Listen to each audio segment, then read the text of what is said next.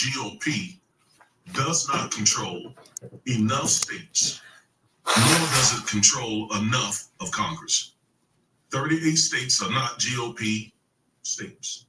Okay, so it's just, again, as the article says, it just shows that these folks are really, really, really committed and dedicated, sycophantic, you could say, for Trump.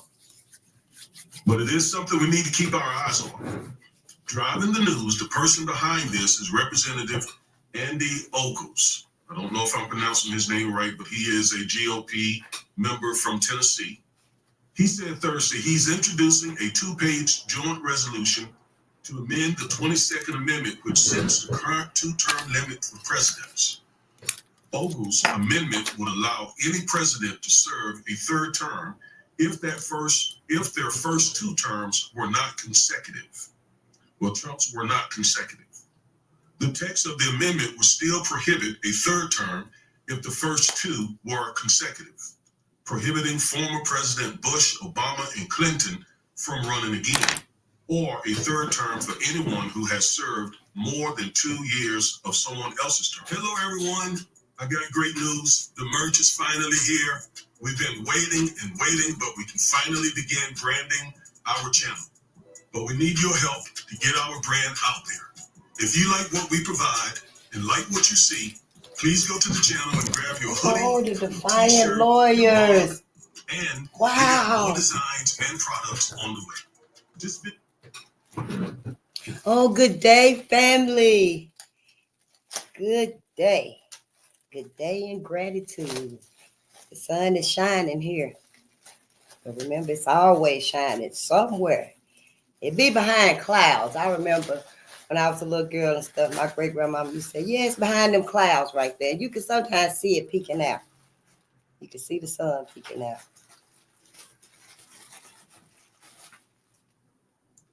Y'all, I told you they trying to get Trump in office a 3rd term for life. Yeah, and that's what he's talking about. This is Augustus Corbett, Corbett, with the Defiant Lawyers Network. He's a lawyer, just like Dr. Claude Anderson. Dr. Claude Anderson been telling us and teaching us for decades. And all them sellouts. Why didn't somebody in one of them seats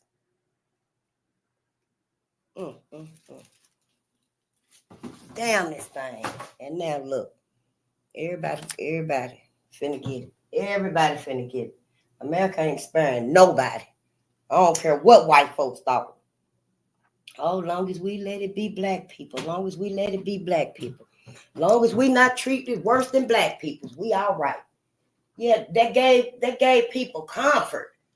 That gave people a false comfort that, that the government, everybody saying their name now, that the gov, hell, I'm just getting here and stuff, but everybody, it's saying their name nasty, but I still want to, I ain't trying to draw no attention to me because everybody else done already said this. Everything I'm saying, everybody already done said it.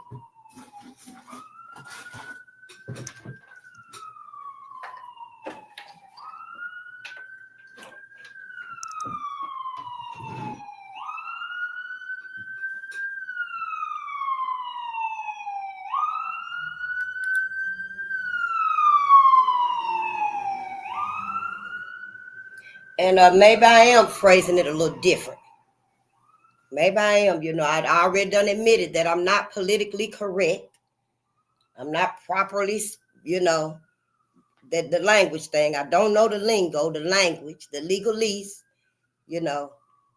I just never was in a position or opportunity to get that, that knowledge and stuff. Everybody know what, these words and this lingo mean, probably. But me, where I'm from now, some of these words I ain't never heard. I ought to have a special notebook just for words that I've never seen before. Because it's the knowledge and who we learning about, what we learning, that opens up everything. And it starts with one word, just a different word that you ain't never seen. And, and just get ready, because the abundance comes when our focus comes. That's why we got to put our focus on our ancestors, and we sure need them now. Ain't nobody ever seen this demon except for our ancestors. We have no idea. What we reading about in these books right here, it can't even measure up to the reality and the experience of going through such trauma like that, physical pain like that, just mental anguish, and you can't run, you can't get away, and it's thrones of them. We can't even imagine. I can't, and I'm very graphic. I got a mind. I know this, but then to shortchange them and forget them, never mention them, never teach about them, never name our babies about them, We should all be naming our babies after our ancestors. Yes, honey, it should be a Maya Angelou Brown. Yes, honey. I'm just saying, Yeah. It should be a Nina Simone Mayberry or whatever the last name is. Your mama, your daddy, whoever last name is. That baby should be named after our ancestors. If that's the only way to keep their names alive, to keep their names remembered, and then, people be like, oh, that's a beautiful name. Oh, yeah, I'm named after Maya Angelou. And then, they'll be able to explain who Maya Angelou was and possibly who she was with in that era, what she did, what they did, who she was friends with. Like Maya Angelou and Malcolm X was really close.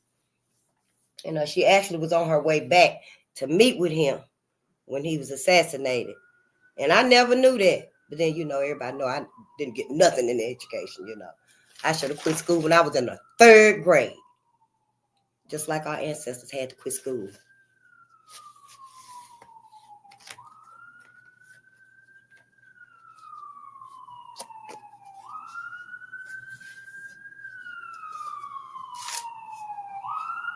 Well, let me see how y'all doing today. Well, it's cool. Just have a good day.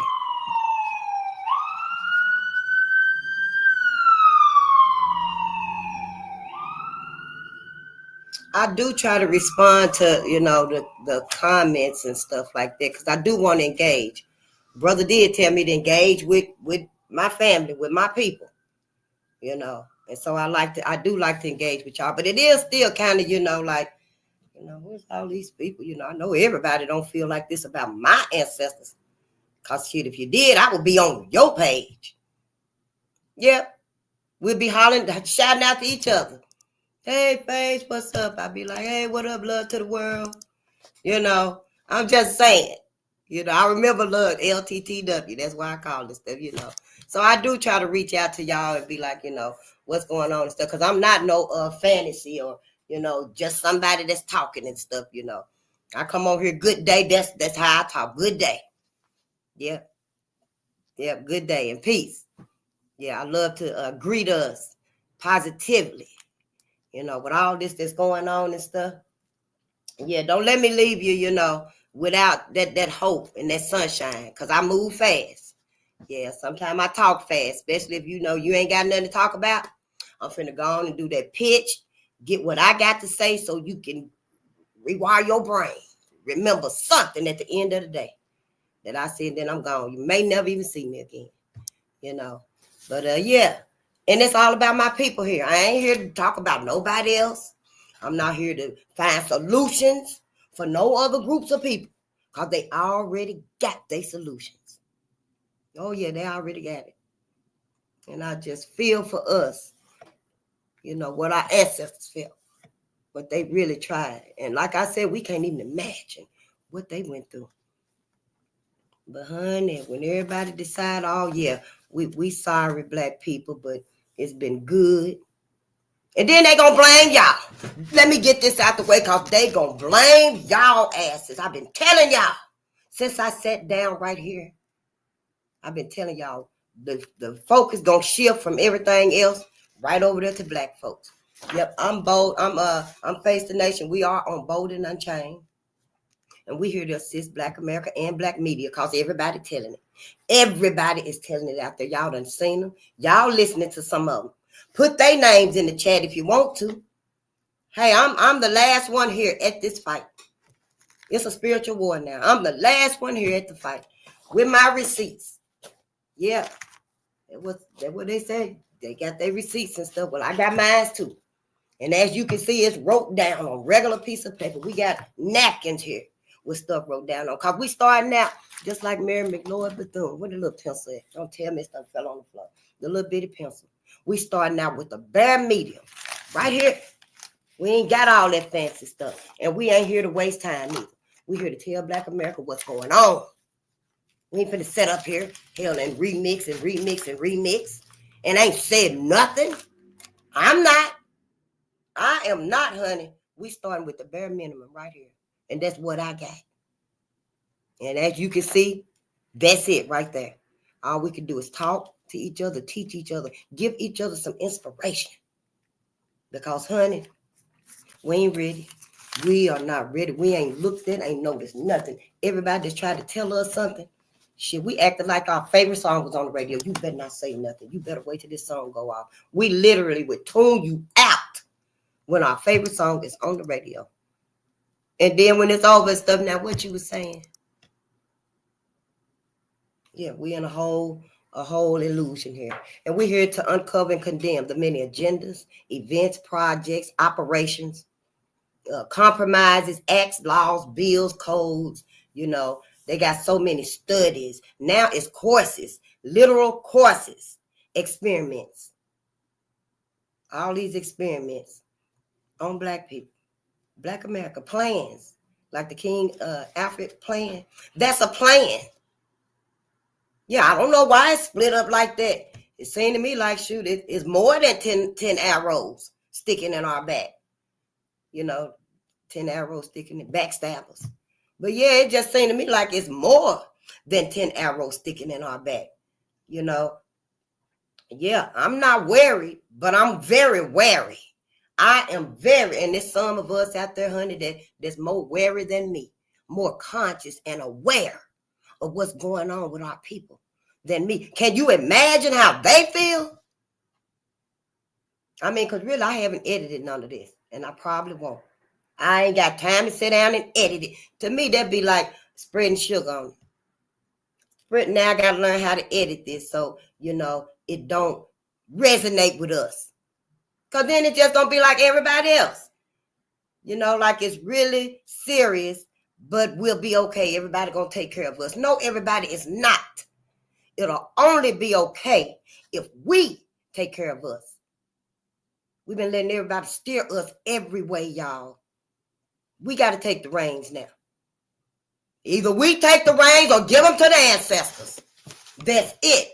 All of us together ask them to come and, you know, and handle this. It's got to be one or the other. Because if we keep letting everybody else steer us and stuff, we're going to be back in chains. The new slavery. You know, I did say that they probably melted down all of them little handcuffs. Y'all, they had little baby handcuffs. Little bitty baby handcuffs for little kids. And I was saying they probably melted all of them down. Although it is some in some attics and, you know, some tunnels and the basements and stuff under the floor, hidden in compartments and stuff.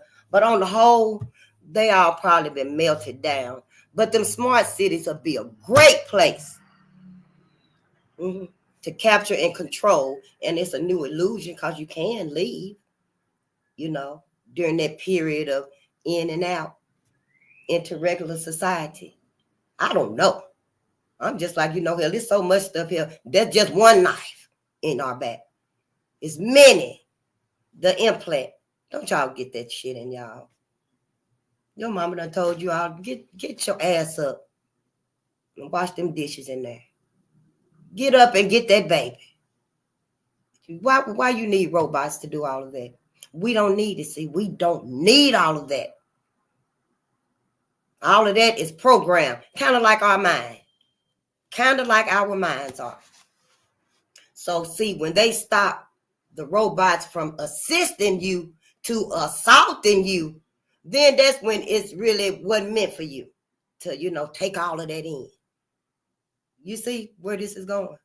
It's all about black people. I'm all about black people. Nobody else. I'm thinking of anything, everything, whatever. Under thing too. Over thing, however you want to put it, about black people. Because there's got to be some solutions, some tools, some resources somewhere for us. And we're going to be the ones to come up with them. Who else do we think came up with the many inventions and creations to make our life easier during slavery?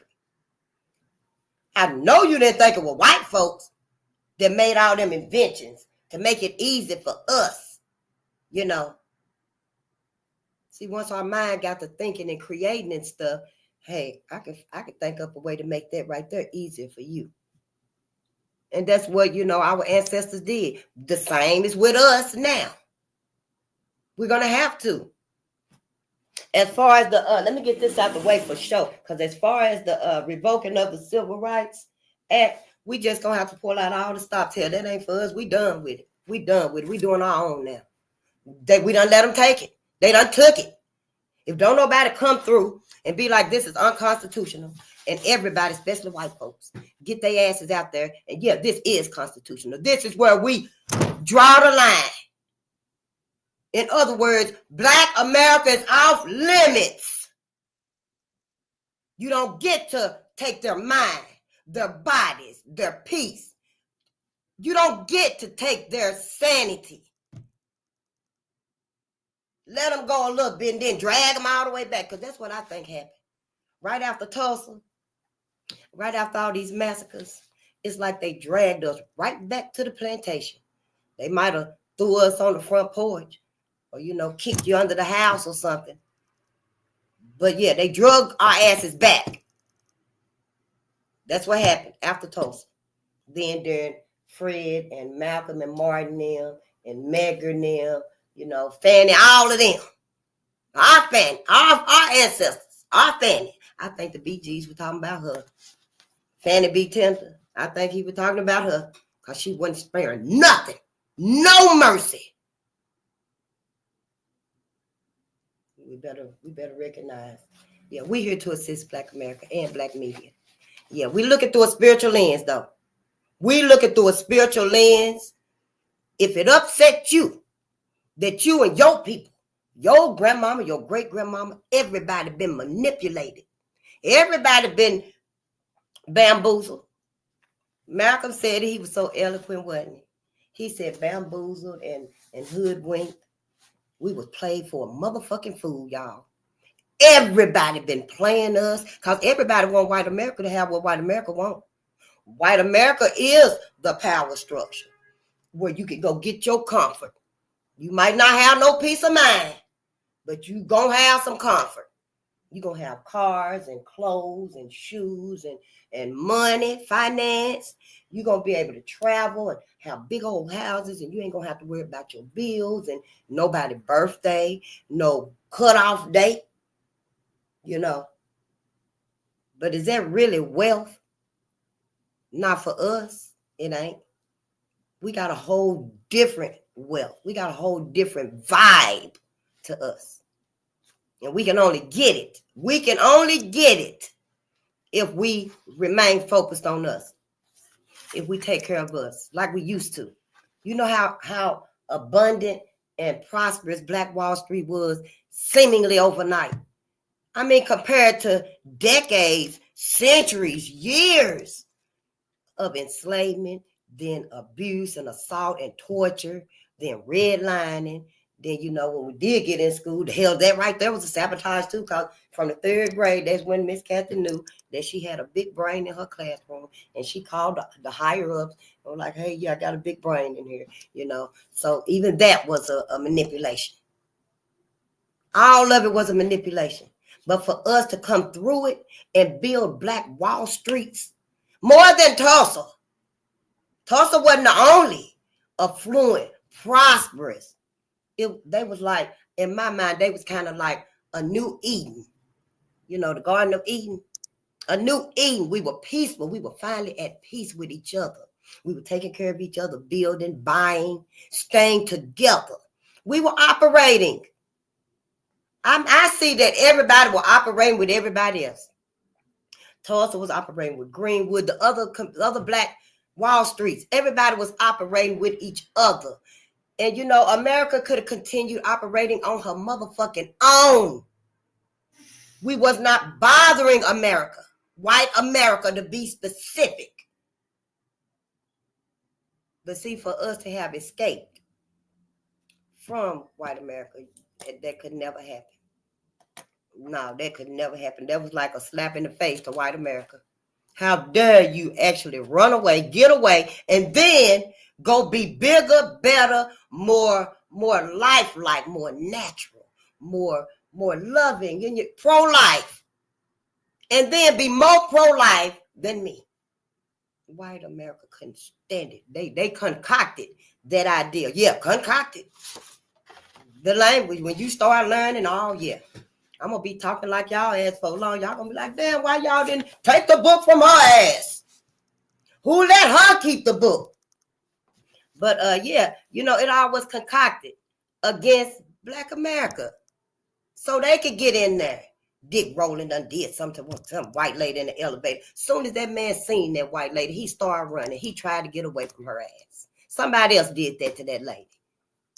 They already done admitted the many stories like that. That's done caught black men up and that's done literally burned down whole towns. You know, it's just really surreal to me. You know, I'm like, wow. Whoa, yeah. And keeping us trapped. We keeping ourselves trapped. Sure wills, honey. Well, I free all our asses. I free everybody. You ain't got to deal with nothing. All you got to do, honey, if you depend on that job, you know you need that job. That's the only place where you're going to make your money to pay your bills. Then, yeah, you must, I guess, keep on working with white America like we've been doing. But at this point in this time, it's time to start thinking about what you like to do. What you like to do. We'll help you. We'll pay you for if we enjoy it. Y'all know if we enjoy something. Ooh, girl, let me send you $5. Here go $2. Ooh, send me one of them notebooks. How much that notebook? Yeah, send me one of them notebooks. Can you inscribe my name on it? You know. Ooh, let me get one of them t-shirts. You know, you braid hair. Oh, yeah, girl, I got 3 daughters, girl. They tender-headed, though. You know, that's how we are. We gotta learn to be like that again. Especially, you know, even the serious stuff. Yeah, you good and mad. Get your channel. Get your channel because I need some help. I need some help. Yep, whoever fluent in science, you good in science, get your platform. Because we got work to do. It don't matter what our cosmic talents are. Because see, you got talents you didn't even know. Believe me, Black America, you got talents you didn't even know. You got things that you're interested in. It's just like a light bulb been turned on. Wow, I didn't know I was interested in that. You know, and then you start like mining. We just thinking of something. Like me, I didn't even know I was interested in mining. And there's actually some caves where we live at and stuff, if they got them there. And you can actually pay for a tour to go in the cave and mine. Yeah, mine for you some crystals. I'm just saying, you know, I didn't know I was interested in mining. But yeah, once I got to, you know, doing a little bit about crystals and stuff, you know, and learning a little bit about them, it was like, wow, this is fascinating. You know, let me show you my little collection I actually bought me. And I don't know what they all are yet. Yeah, I don't know what they all are yet, honey. But I bet you one thing, I am going to learn. Yeah. And I don't know, I keep them on my altar. I don't know if you can see them or not. These are my little crystals and stuff. And I keep them on my altar. Yeah, little crystals. Look at this one right here. I don't know. I don't want to even call their name. I be called out some chemical or some shit. Talking about this astrazine. Look at that astrazine, y'all. Astrazine is the chemical to turn one sex to the other sex. Yeah, astrazine. Astrazine. There's a chemical or agent or something, and it turns one sex. It can like turn the female to male. Start fucking with your mental and stuff, I guess, and your body, you know, something. You have to do your research on it because I don't know. I just remember the word, you know. And then we have this one right here. Look, ain't that beautiful? Yeah, just I didn't know. Look right there. That right there made me think about Mother Gaia, Earth. Yeah, yeah. So once you do start, oh my ancestors, once you do start, you're going to start realizing you got these interests and these likes and stuff. Look at that ancestor money. Yeah. I was looking for some ancestor money that you can, you know, you can burn. There is ancestor money that you can burn, and it helps the ancestors. It actually relieves any debt or whatever that they had in life, something like that. I listen to a lot of Bobby Hemmett, so I be trying to learn, and then you know you get suggestions below whatever you're watching and stuff. So I just be trying to learn and stuff, but the knowledge that come with it, you know, it make you want to learn more so you can express it. And then, you know, y'all kind of know what I'm talking about. But yeah, we looking through a spiritual lens, definitely. Spiritual, honey. If it's any forgiveness going on right here, it's to our ancestors. It's to our ancestors. It's to us. It's to us because all of us have been misled. All of us have been, you know, indoctrinated to believe, to truly believe that the illusion of inclusion was for us, and it wasn't. So yeah, we looking through a spiritual lens of loyalty. We must know who are we loyal to, whose side are we on. You listen to me enough, then you'll get it. Yeah, I do a lot of repetition. Yep, I do a lot of repetition because we must know these fundamental things. I didn't know none of this. So once I done learned this stuff, oh yeah, I got to tell it. I got to tell it. And then it make you wonder and stuff, how many times have you heard it before it actually resonated? I mean, we all heard Malcolm, Martin, you know, some of us, I'm sure y'all did because there'd be a lot of folks, yeah, I knew that. Y'all are very intelligent and smart. I'm just wondering why it seemed like we didn't give our all to teach us on every, you know, every way we can, every opportunity that came up. Why we stopped making us our topic of conversation. You know, we stopped showing our love for us. Yeah, going around here wearing all these folks' ugly ass clothes and stuff.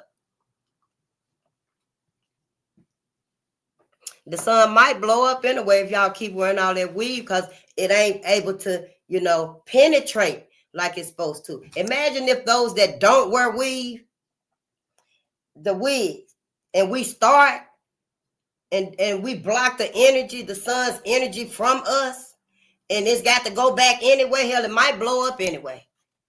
So Black America, yeah, we are very, very powerful. We don't know how powerful we are. Oh, yeah, honey, this is a spiritual lens right here. Yeah, it's so spiritual right here. If you can't handle it, you know, it's going to let you know. It's either going to irritate or resonate. If anything is making you feel some type of way, yeah. If you ain't ready to know, you probably want to leave and come back. You ain't going to forget me. You is not going to forget me. It's going to always be in the back of your mind, you know. And, you know, we looking through a lens of resilience. Who else could survive that? And then almost overnight, build up Black Wall Streets. A whole system. We didn't need nothing, not even one iota from nobody. Who else could do that?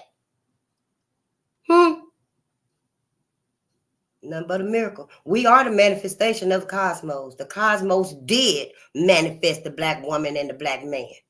Yes, it did. I can't none of them stories and them studies make me think that my mind is wrong. No, they done made me think. Matter of fact, that this right here was wrong. It was non-existent. It didn't even happen. So now I trust my own thoughts. I trust my own thoughts. I trust my relationship with my ancestors. See, I don't put my higher power in no box right here. No, because I felt like to be religious, I was going to have to put it in a box. I wouldn't be able to say and think and believe that the cosmos really manifested the black woman, the black man, and then when we come together, we manifest, give birth to the godring. So you got God, goddess, who's up there? We all say God, a higher power. Where I'm from, we call him Jesus and God. Some of us here may call him Yahweh, Yahushua. I don't know what everybody else calls him and stuff, but there's 42 religions, 4,200 religions anyway. Had me thinking my whole life it was just Jesus and God. Then I get out in the world and stuff and find out, oh, it's Yahweh and Yahushua. Then I find out, oh, it's actually 4,200 religions, you know, because down south you got your religions, your Baptist, Methodist, Protestant, you know, them right there. But then up when you move and stuff, you got the mosques, you know, and yeah, you got Catholic churches and stuff. It's different kinds. So then I was like, darn, it just keep upgrading, it seemed like. So in the midst of learning about the 4,200 religions, there's a Buddha and Krishna and Dionysus and Horus and Heru. So yeah, I can believe whatever I want to believe. And it ain't got to be what white America done taught me either.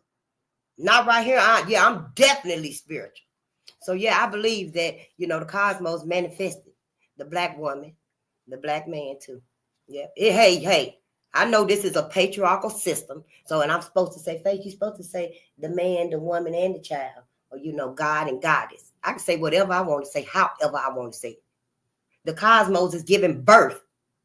It's birthing stars, rainbows, storms, you know, planets. It's new planets being formed all the time. Dr. George DeGrasse said these people claim they lost a planet. So, you know, the cosmos, and it ain't just one universe, it's actually multiverse. It's giving birth. Who else gives birth that we know of intellectually? Even if you ain't got 2 cents to put them together and say something, utter some kind of word, you still know it's women that give birth. It's women that birth babies. Nobody in their right same mind, I don't care if you do got Drapertonia, think that men actually give birth.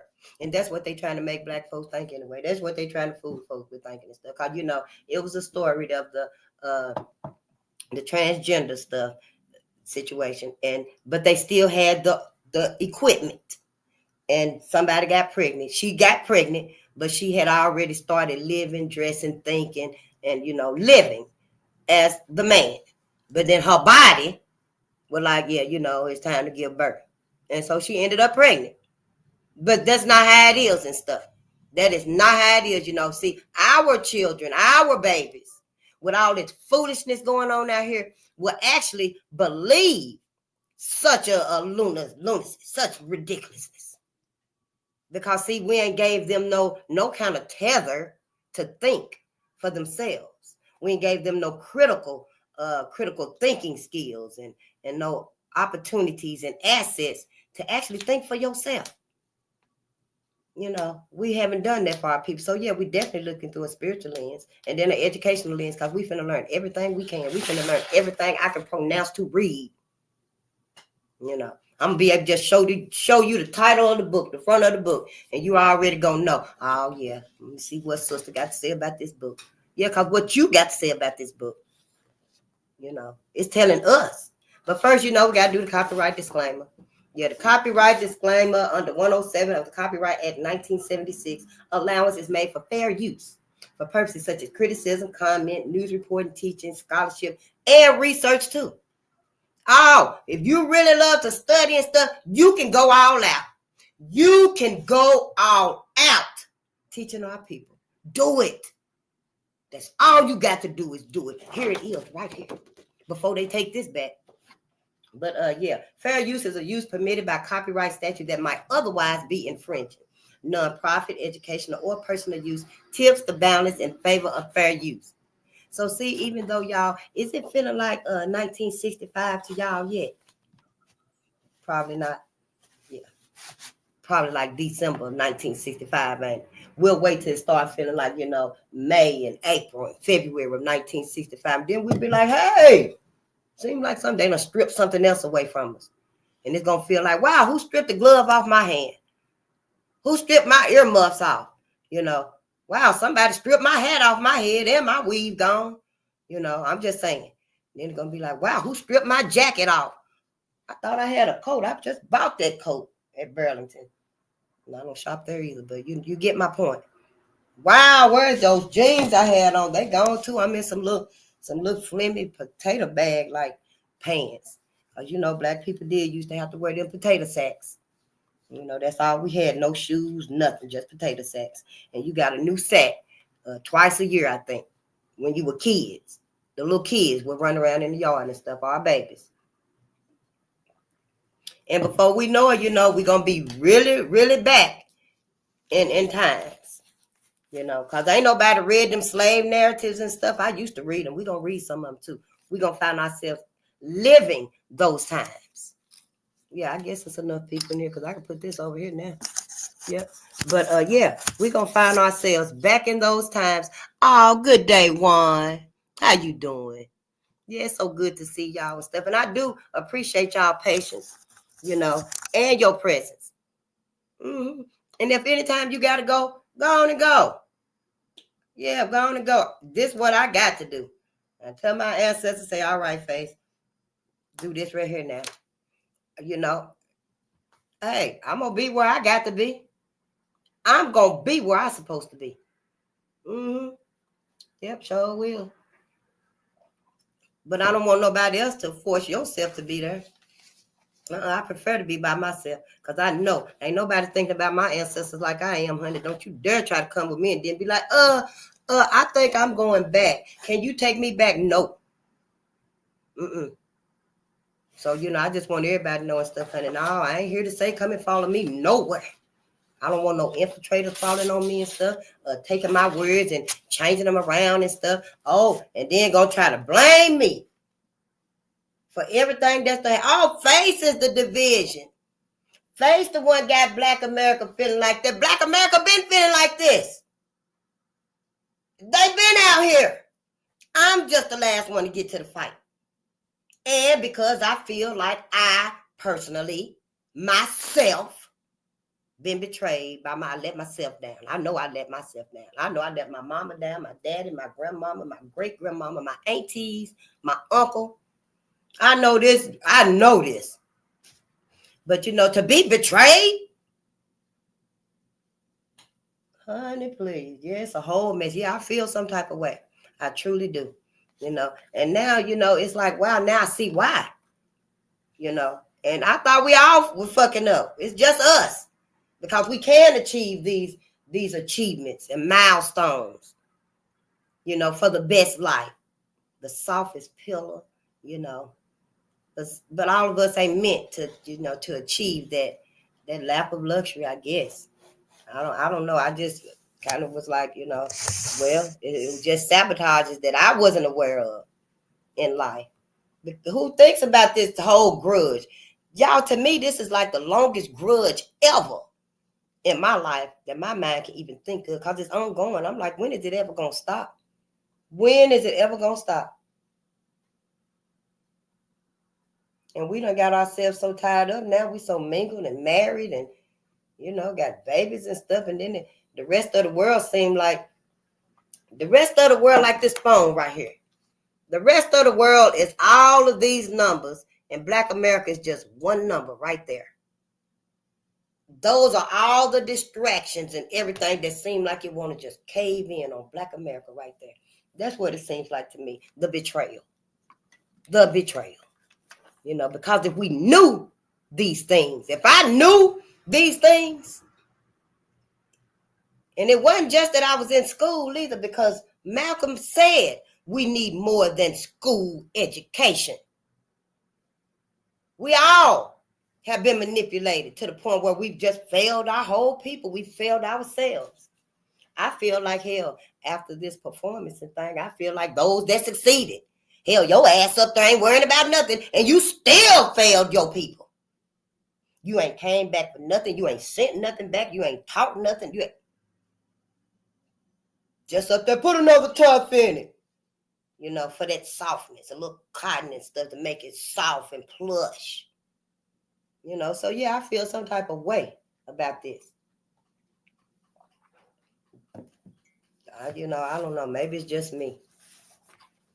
Maybe I, you know, if I edit it, maybe it would seem, you know, like, damn, she ain't just crazy, you know. But y'all probably be like, wow, she wasn't like that the other day. And, you know, it's just learning. Everything that we learning. You know, it's like a shock. Our people were literally in shock. Yeah, we finna read. Our people were literally in shock when they were fleeing for their lives. And, you know, I'm just so thankful and full of gratitude to even be on my people's side, honey. It ain't nobody this side of the afterlife I want to even be saying, yeah, yep, that's me. Them my people right there. Yeah, them my people right there. Now I'm right where I want to be, right where I need to be with Black people. And that's all I'm talking about. That's all I'm caring about. My first and final concern right here is Black America. Yes, honey. If it wasn't Black America, I would not be sitting here talking to nobody. Sure wouldn't, because it's the people that's around me, Black people, that I could be coming into contact with. You see, and when I see them again, I know that, yeah, they remembered what I said. You know, those are the ones I would be reaching out to. But see, the ancestors got a different plan for us. So whatever they done told you to do, you best to get up and do it. And you can come right back here and let us know. Yeah, come right here. I think you can post stuff on my thing. I don't know. If you can't, it ain't my fault. It ain't my fault. So ain't, honey, because I will buy your t-shirts and sweatshirts and stuff. Hell, I only wear my stuff. Sure do. I ain't trying to wear nobody's stuff. Sure, well, you can keep your whoever everybody else is. You can keep all of it. I give it away. I will give it away, honey, or it'll be sitting in there in that closet. Sure will, because it ain't finna be on me. No, you ain't finna see me walking around. You might if it's wintertime. Well, I do got that Steve Madden shawl. But, honey, I cut the name out of it and cut the whole shawl up. Because, yeah, you ain't finna have me walking around talking about MK, LV, Louis Vuitton. And I'm walking around. No, not me. I can do without all that, honey. My mama said she looked just as good. And she did. She was beautiful, too. Your mama was, too. They look just as good. Fine. Loyal. Respectful. Classy. Because, see, they still loved and remembered our people. They didn't become enthralled and in awe of everything else. We in such a state. We in such a state. Shit, we ought to be looking at everybody like hell. So your ass help them set us up, huh? We ain't got to be like that though. And that's gone. That's over and done. We're too late now. Yeah. Only thing we can say at this point right here is when they show you that this is irritating them. The only thing you got to say is, give me my kids then. Well, give me my kids. It's time for Black America to be the primary parent. I don't know. I don't want to hear that. Maybe some of them had really good, you know, interracial parents. You know, maybe they were and stuff, but it's a whole lot of them that didn't. It's a whole lot of them that didn't. It's a whole lot of them that let their family, you know, treat their mixed kids how they felt. Oh, you know, that's just your Auntie Karen. You know how your Aunt Karen is. She love you, yeah, but she don't love their people. She love you, but she don't love your people. So therefore, she don't love you. She just tolerating you. Whatever the reason is. Same way we warn our kids about Tyrone, we need to warn our babies about white folks too. Racist white folks. Oh, yeah, you want to talk about, you know, white folks always been here and stuff. Fine. I don't know. You better put a highlight on them 10,000 garden snakes. Because everybody don't have John Brown mindset. White folk didn't choose John Brown mindset. Y'all know that. We didn't even know nothing about John Brown. You know, Black America the same way. Brother Dr. Ray Hagan came up with dedicated ignorance instead of saying self-hatred all the time. I literally just learned that from y'all. Brother just told me that it's called something else. And I went and I was looking for it. It took me a few days, I think, maybe a couple of weeks or what have you. But I found it. It's called dedicated ignorance. Being dedicated to being ignorant. Oh, yeah, you ain't got to take the book away from me. I ain't even going to pick it up. That type of thing, you know. Somebody tell you what's happening with black folk. Oh, they probably were doing something. Dedicated ignorance. Well, let me tell you what happened with Thomas Jefferson and Sally Henry. It was a love story, knowing she was a slave and stuff. Oh, yeah, it probably was all right. He probably loved her. You know, he left her everything. He loved her. That man was a murderer. That man was an enslaver, a rapist. Ain't no telling how many people were tortured behind his ass, too. All of them. I don't know how we can even, those that know could even keep it to ourselves. I don't think I could ever keep. Hell, I think I'm ready to read it to white folks. Shit. Hell, they already know they the ones that wrote the book. Yeah, I'm just, I don't know. I still feel like, white America needs to be held accountable for this. Y'all keep asking for reparations and stuff. Reparations. They act like they don't even know what y'all talking about and stuff for reparations. I know what they talking about. We need to stop the bullshit. Stop beating around the bush with them. Put it in their face so they can see what Black America is talking about. The debt that must be paid. And it's simple as that. It's as simple as that. The ones that claim they do love you, your brethren, they'll let you know if they got John Brown mindset or if they don't. You'll be able to tell. Then it's your decision, Black America, to decide at the end of the day whose side are you on. I mean, we can't be straddling no more. We cannot be tolerating white America, hoping and praying that white America just please let it be more than 1,000 garden snakes. It don't matter if it's 5,000 garden snakes. It was 100,000 white folks at one lynching. One lynching. Culturally, at one time, in multiple places, different states, different cities, different towns, white folks, one mind. Chased, beat, killed, murdered, burned, lynched, skinned, roasted, drugged through the whole town, Black folks. It was not isolated incidences. It ain't, it ain't something that can even be explained.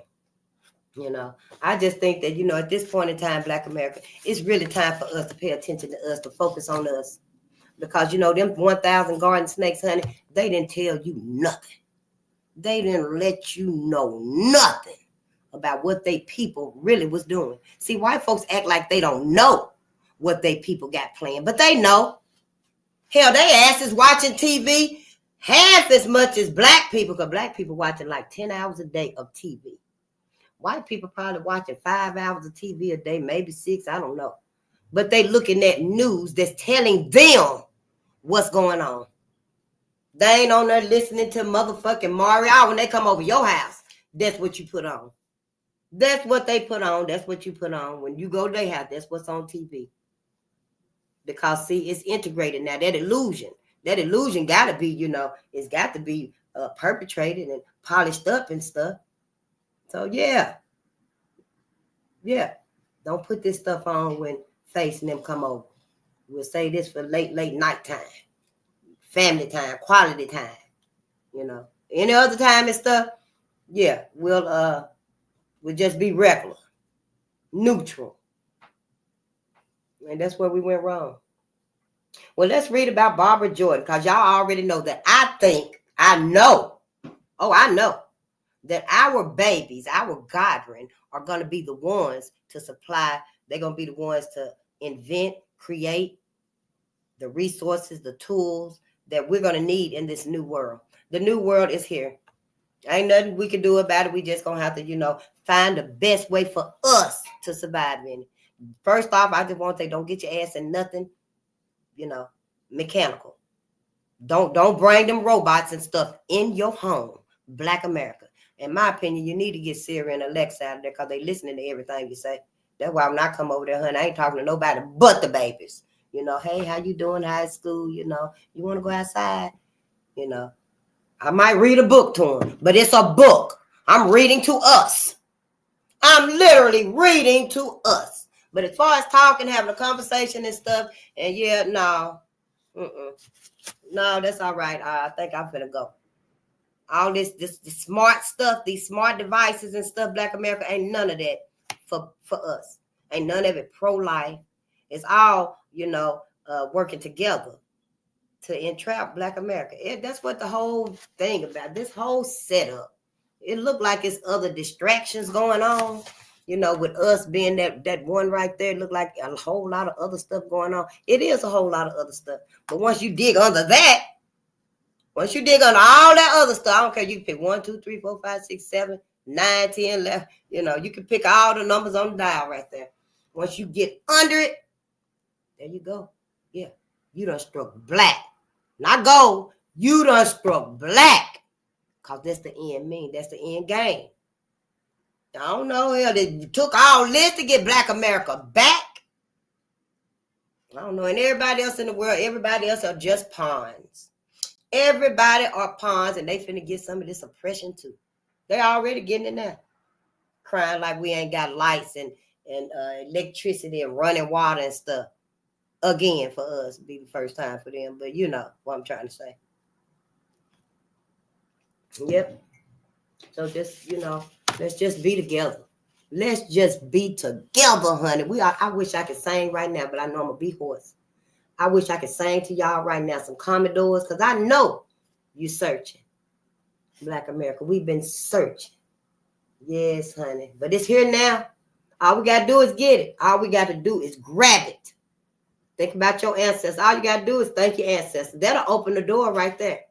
When you say thank you, ancestors, it's going to go right up there to the cosmos. Your ancestors that's around you, they're going to look up.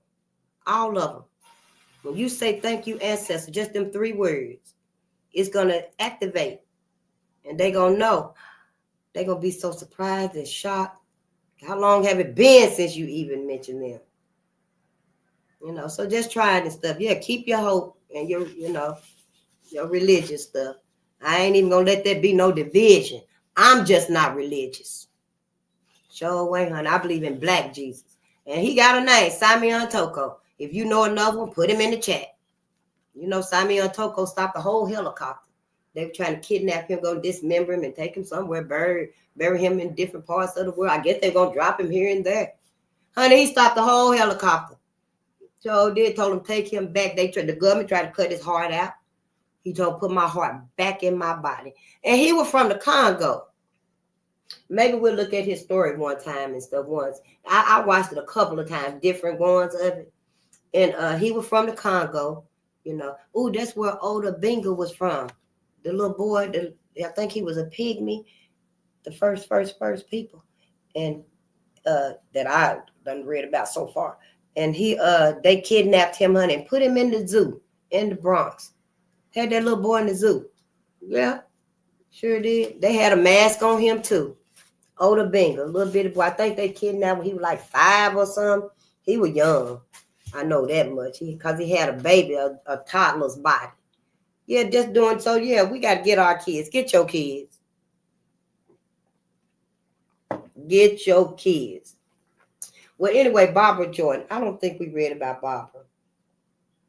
But we're going to read her now because I already done called her name, honey. Barbara Jordan. She was born February 21st, 1936 in Houston, Texas. She died January 17, 1997 in Austin, Texas. She stayed in Texas then, didn't she? Yeah, Barbara Jordan. This is a picture of her right here. Yeah. Barbara Jordan. Let's read about Barbara with her beautiful self. Everybody was so beautiful. So these are real likenesses to them, by the way. Yeah, I know the illustration is by Aaron K. Robinson. This book itself is by Hudson. Cheryl Willis Hudson. Yep. And the illustration is Aaron K. Robinson. Wow. Our babies get to drawing and stuff. Go on and get them they stuff. They get to tinkering with your toaster and stuff, honey. Buy you a new toaster and get them the old one so they can fix it. And stuff like that, Yeah, if they artists and stuff, let them draw and stuff, because they're going to be drawing out illustrations, blueprints, plans and stuff, that, only like minds of them will know. But see, we got to allow them to reach that creative talent and gift that was cosmically, divinely given to us, to them. I'm telling you, y'all, your mind is going to open up. You're going to be like, wow, face. My new hobby is, my new liking. I didn't know I was interested in this. It's going to be phenomenal. Yeah.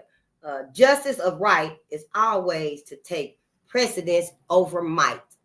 Justice of right is always to take precedence over might. Yeah. So I always just try to do the right thing. Try to do the right thing. And for me, this is the right thing. Finding out whose side I was on. And that's my people. I'm on my people's side. I don't mean other people no harm and stuff, but I'm here for the welfare of my own people, the well-being of my own people, the sanity of my own people. Everybody else been doing it. Everybody else been doing it for their people, for themselves, and I'm gonna do it for mine too. Barbara Jordan raised her arms to quiet the thunderous applause greeting her in Madison Square Garden. Y'all, she had to tell everybody that's enough. She had to literally tell everybody that's enough clapping. That's enough. Sit. You can seat yourself. Sit down, please. Wow. Okay, it was July 1976, and as representative from the 18th District in Texas, the Congresswoman took her place at the podium to begin her keynote address at the Democratic National Convention. She was the first African American elected to the Texas State Senate after Reconstruction, and the first African American woman elected to the United States House of Representatives. Oh, this right here was at the same year, 1976, that they came out with the copyright disclaimer. I wonder what month was this, because this happened with her July of 1976.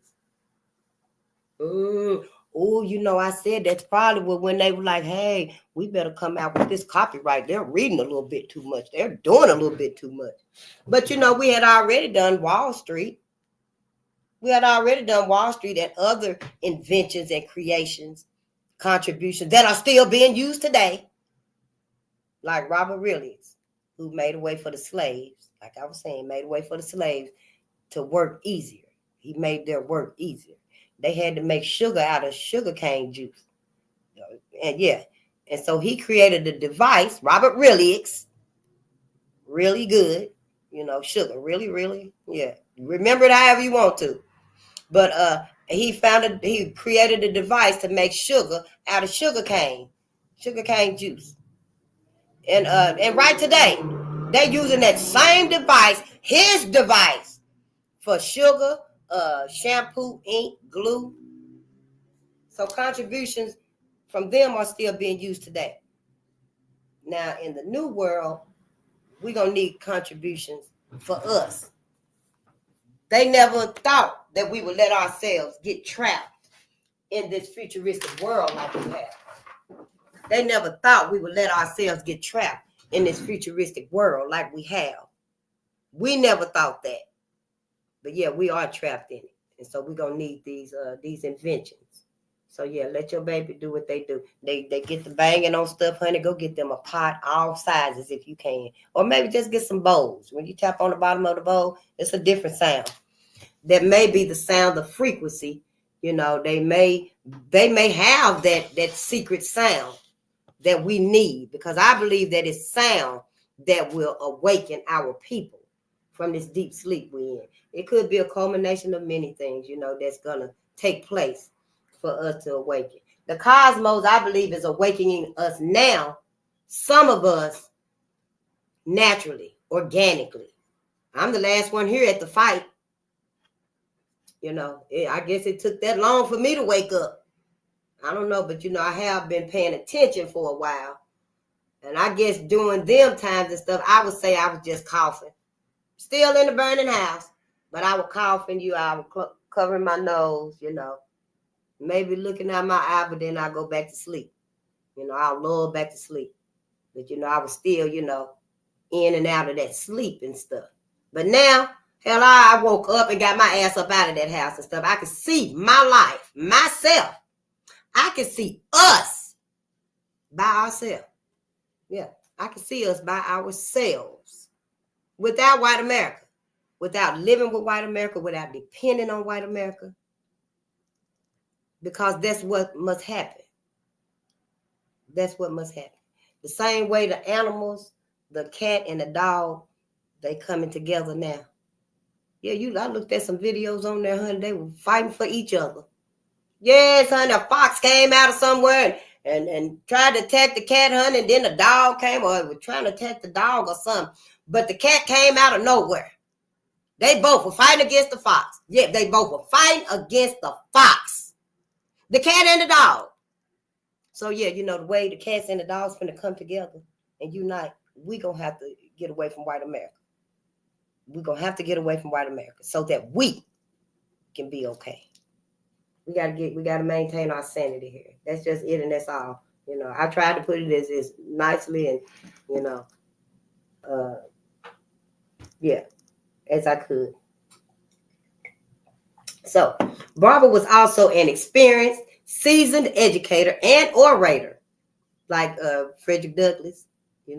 There was one other brother. He was the greatest orator. I forgot his name, and I didn't write it down, but when I see it, I'm going to write it in the book. Until Frederick Douglass came along. And he was the only greatest orator. And then Frederick Douglass came along. So, that right there is fabulous because we know she could speak well. Well, we already know that she got to tell everybody to sit down and be quiet, let her speak. That's what she doing. Barbara was also an experienced, seasoned educator and orator who had been a champion debater in high school and college. All she was debating. Oh, honey. When she spoke, people listened. Barbara was the youngest of 3 daughters born to Benjamin Jordan and Arlene Patton. Arlyne. Arlene Patton. Patten. She majored in political science and history at Texas Southern University before earning her law degree from Boston University in 1959. Known for her compelling voice and intellect, Barbara returned to Houston to start a private law practice, but she was soon in the political arena, first participating in the 1960 Kennedy-Johnson campaign, then starting her own political career in 1966. In 1972, she was elected to the United States House of Representatives. Wow!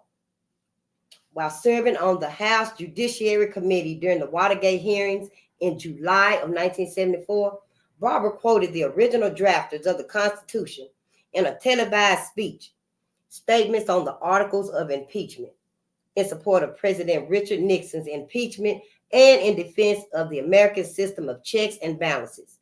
Her speech is often considered one of the best in the 20th century. I am not going to sit here and be an idle spectator to the diminution, the subversion, the destruction of the Constitution. That's what she said. She said, I'm not going to sit here and be an idle spectator to the diminution, the subversion, and the destruction of the Constitution. Y'all know I never heard that word before, diminution. It's Diminuttion. I've heard subversion before. But diminution, see? Already it's abundance. No matter how small it may seem. Once you pick up that book, you start reading to our babies. Yes. You'll see them doing stuff that they haven't done before. Because their mind will be thinking and stuff. Their little minds will be thinking and trying to figure something out. Creating for us. That's why we're so creative, because we create for us to make our lives better, to make our lives easier. We don't create so we can just give it to everybody else. Our ancestors said, yes, this is for everybody. They said it, but it was known and understood. They created it for us. We the only ones had a hard time living. White folks ain't had no hard time living. White folks didn't need no potato peeler. White folks didn't need no spatula. They didn't need no cotton gin. We needed these things. See, Elijah McCoy, he created the drip cup. Black men was the ones dripping oil in that locomotive. We did all these creations for us. Yeah, we can't be misled no more. During her tenure as a congresswoman, Representative Jordan sponsored or co-sponsored more than 300 bills and resolutions. More than 300. She was a staunch supporter of civil rights and banking reform and was known for her high ethical standards. She was ethical. She didn't play that shit. Couldn't nobody bribe her, sway her, mislead her. See, we got to be loyal and faithful to us, to our people. Can't y'all look around right now and see ain't nobody, not even they mama, who married they daddy or had babies with they daddy, ain't nobody been loyal to us. Now you mean tell me you done had 5, 6 kids by this black man? You done had 5, 6 men babies by this black man. Y'all got whole grandchildren now. And you still ain't even said a word or a whisper about the veins, the spine, the agendas of your people against them. What a shame. But I digress.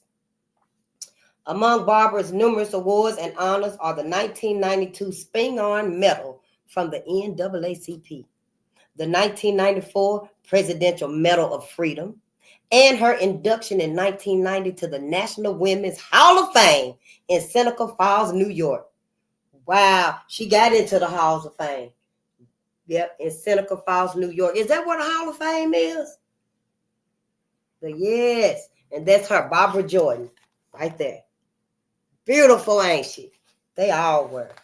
They were so focused and sober. They were so honest and loyal, faithful. They knew whose side they was on. And they achieved success. But see, they didn't sell out.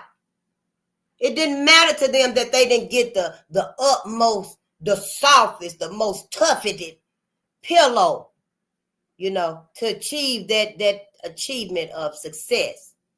Our people along the way, they just started wanting shit. Stuff that ain't even got nothing to do with benefiting in life.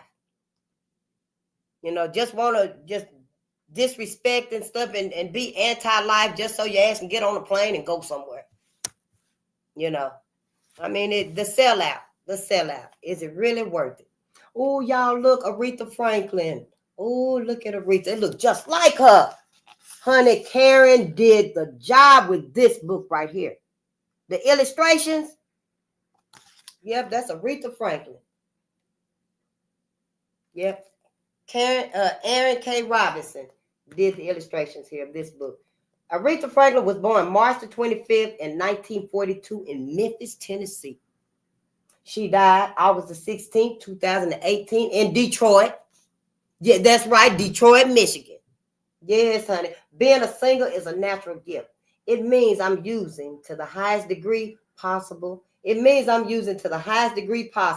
gift that God gave me to use. And wait till you find out what God gave you. I know you say God. It's okay. I can talk like y'all too. Yeah. When y'all realize what he gave you, oh, wow. Imagine the benefits your people going to receive. You're going to inspire us and motivate us so much. I wish I could sing too. You may be a singer, a fashion designer. I can see the clothes you're going to be inventing right now. Honey, let me know so I can go wear some of your stuff. Yes, honey, because y'all be like, darn, is that all she got her own stuff? That's right. Sure is. If I ain't getting our stuff to wear, honey, I just wear my own stuff. Sure will. Shit. Miss me with all that other stuff. Because you ain't finna have me walking around here looking like anybody and everybody but a black woman. I'm looking like anybody, everybody but a black woman. And then they on the other side counting the money. I done spend stuff talking about, I didn't even want their ass in it. I don't want it. It wasn't made for you. Well, that's good because I ain't trying to get it either. Aretha Franklin rose from the piano during a 2015 Kennedy Center performance of A Natural Woman. Midway through the vocals, she picked up a handheld mic and dropped her floor-length mink coat. The audience leapt to its feet in a spontaneous standing ovation. They were paying homage to the Queen of Soul. Yes, honey, can you see it? Midway through the vocals, she picked up a handheld microphone and dropped her floor-length mink coat. The audience leapt to its feet in a spontaneous standing ovation. All at once. All at one time. Everybody just stood up and standing ovation. Oh, honey, you know, and that right there must have been the handheld microphone. Look, y'all. Oh, you know she was taking it there right there. Yeah, she was taking it there, honey. People didn't know what to do. I know everybody had goosebumps. I know everybody had goosebumps. The audience leapt to its feet in a spontaneous standing ovation. They were paying homage to the Queen of Soul. Aretha was raised in Detroit, where her father, the dynamic, nationally recognized preacher, Reverend C.L. Franklin, was the pastor of New Bethel Baptist Church. Aretha taught herself to play. Yes, Aretha taught herself to play the piano by ear and began singing in church by the age 9. Frederick Douglass taught himself to read. Yep. Billed as Little Aretha. On her father's preaching tours, 14-year-old Aretha developed her skills as a singer and musician. She also found inspiration from the African-American recording artists who often visited her father, including Mahalia Jackson, Clara Ward, James Cleveland, Sam Cooke, and Jackie Wilson. After recording a number of singles and albums, Aretha became a breakout star in 1967 when her new label, Atlantic Records, allowed her to release an album that incorporated her gospel background and her own creativity. And we've been talking about creating, you know, letting our babies create, getting their creative juices flowing and stuff. Ooh-wee. Yeah, and see, this is right on time because the New World Order is right here. It's right here.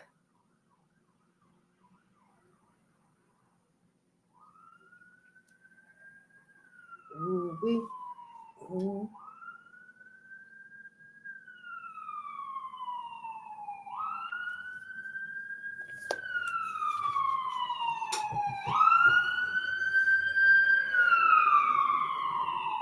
That year alone, Aretha released the hits Baby I Love You, Do Right Woman, Do Right Man, A Natural Woman, I Never Loved a Man, and Respect, R-E-S-P-C-T, which became her signature song and an anthem for the civil rights and women's movements.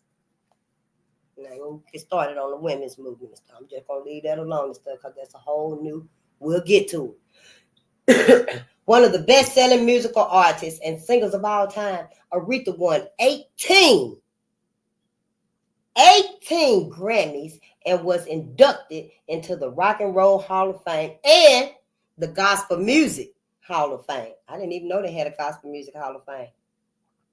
But I should have, though, because we were exceptional like that. We cared about us then. Yeah, we cared about us then. We made sure every area, every aspect, every section, whatever the area was we was in. When we dominated, we made sure that, yeah, we gave our highest salute and props, you know, our highest honor. So, yeah, of course, they would have a Gospel Music Hall of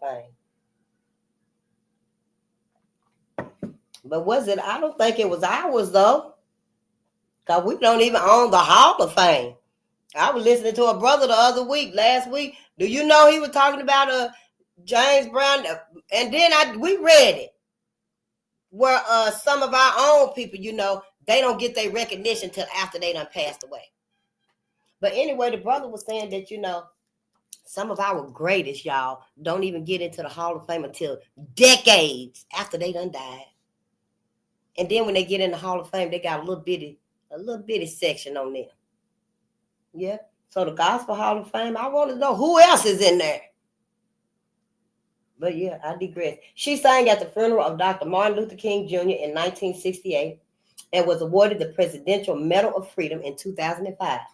4 years later, she sang at the 2009 inauguration of President Barack Obama. Aretha died from pancreatic cancer in 2018 at the age of 76. President and Mrs. Obama shared their sense of loss, but also their profound admiration for Aretha's genius. Aretha helped define the American experience. In her voice, we could feel our history, all of it, and in every shade, our power and our pain, our darkness and our light, our quest for redemption, and our hard-won respect. She helped us feel more connected to each other, more hopeful, more human.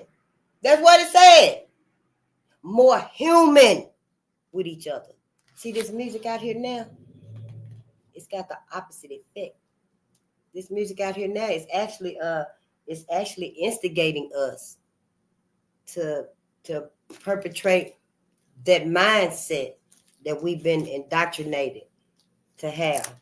And other people too. Other people listen to this nonsense.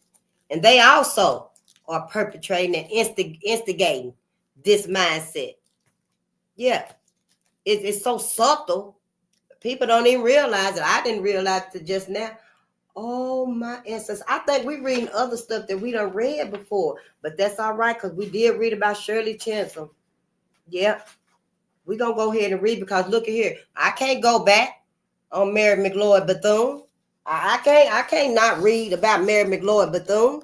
I didn't have no pen in here, no little paper clip, so I know where I started at. I just picked it up and read that, Barbara. But yeah, we got to read Mary McLeod Bethune.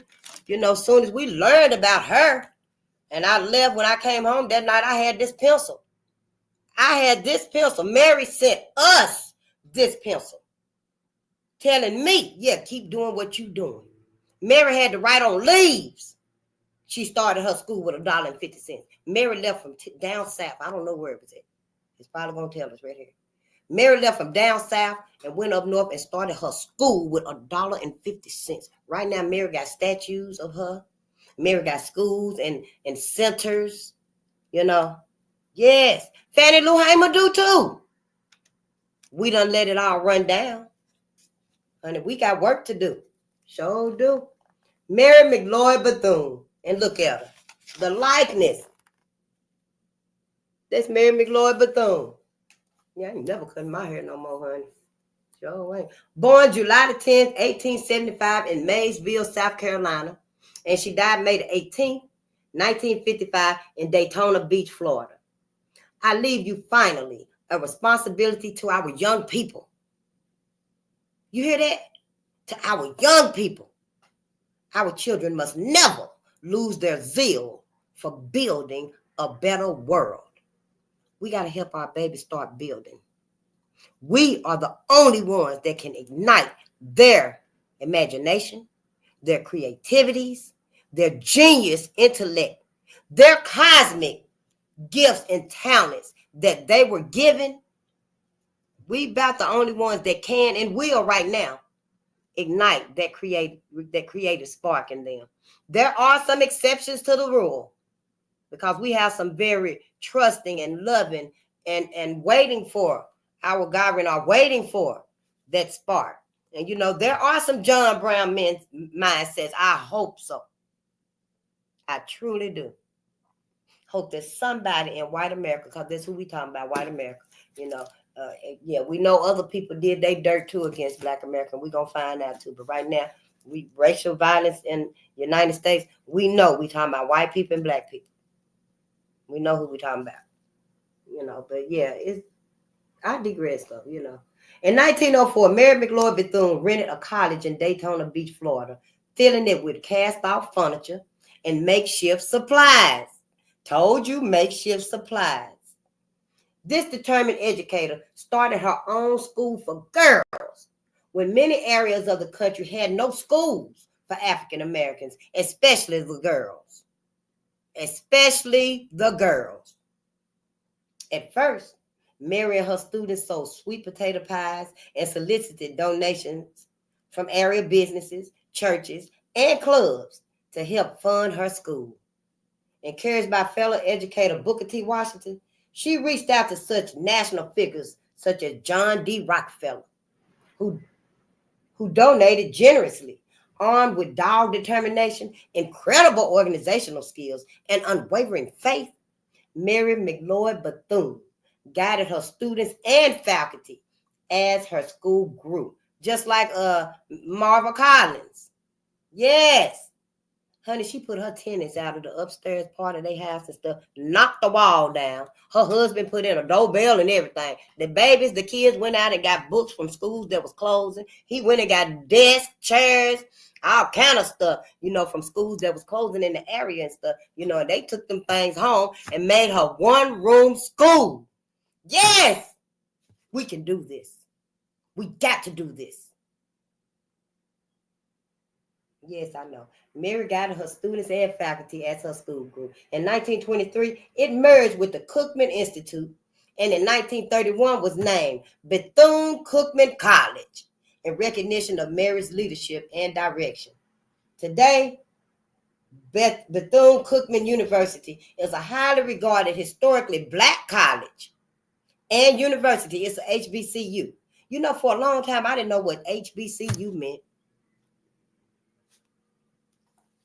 Yeah. The education system don't teach us nothing. Yeah.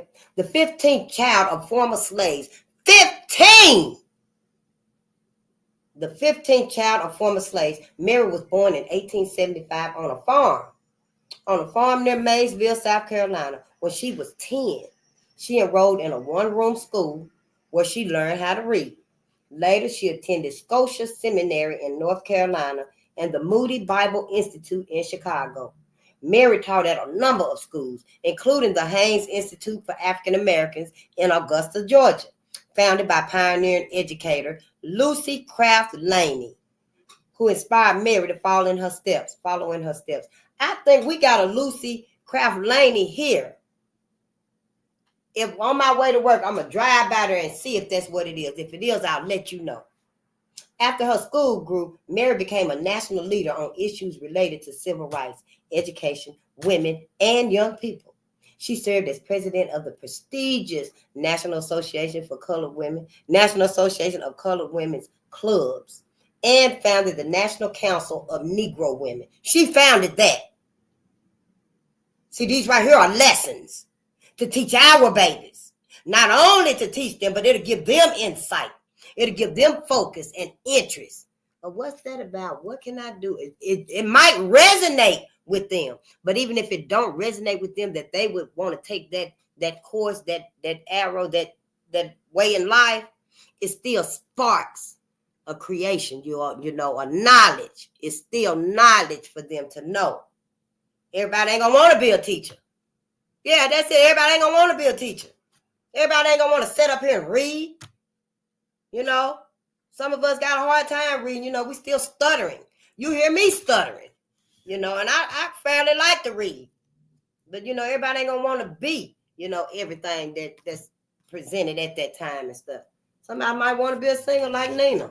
Might want to be like Althea Gibson, and who was before Serena and Venus, They might want to be like Bessie Coleman, who would like, how Simone, we were saying Simone Biles be turning flips in the air and stuff. And I watched one of her documentaries, y'all. Honey, she said she know where she is while she flipping in the sky, in the air.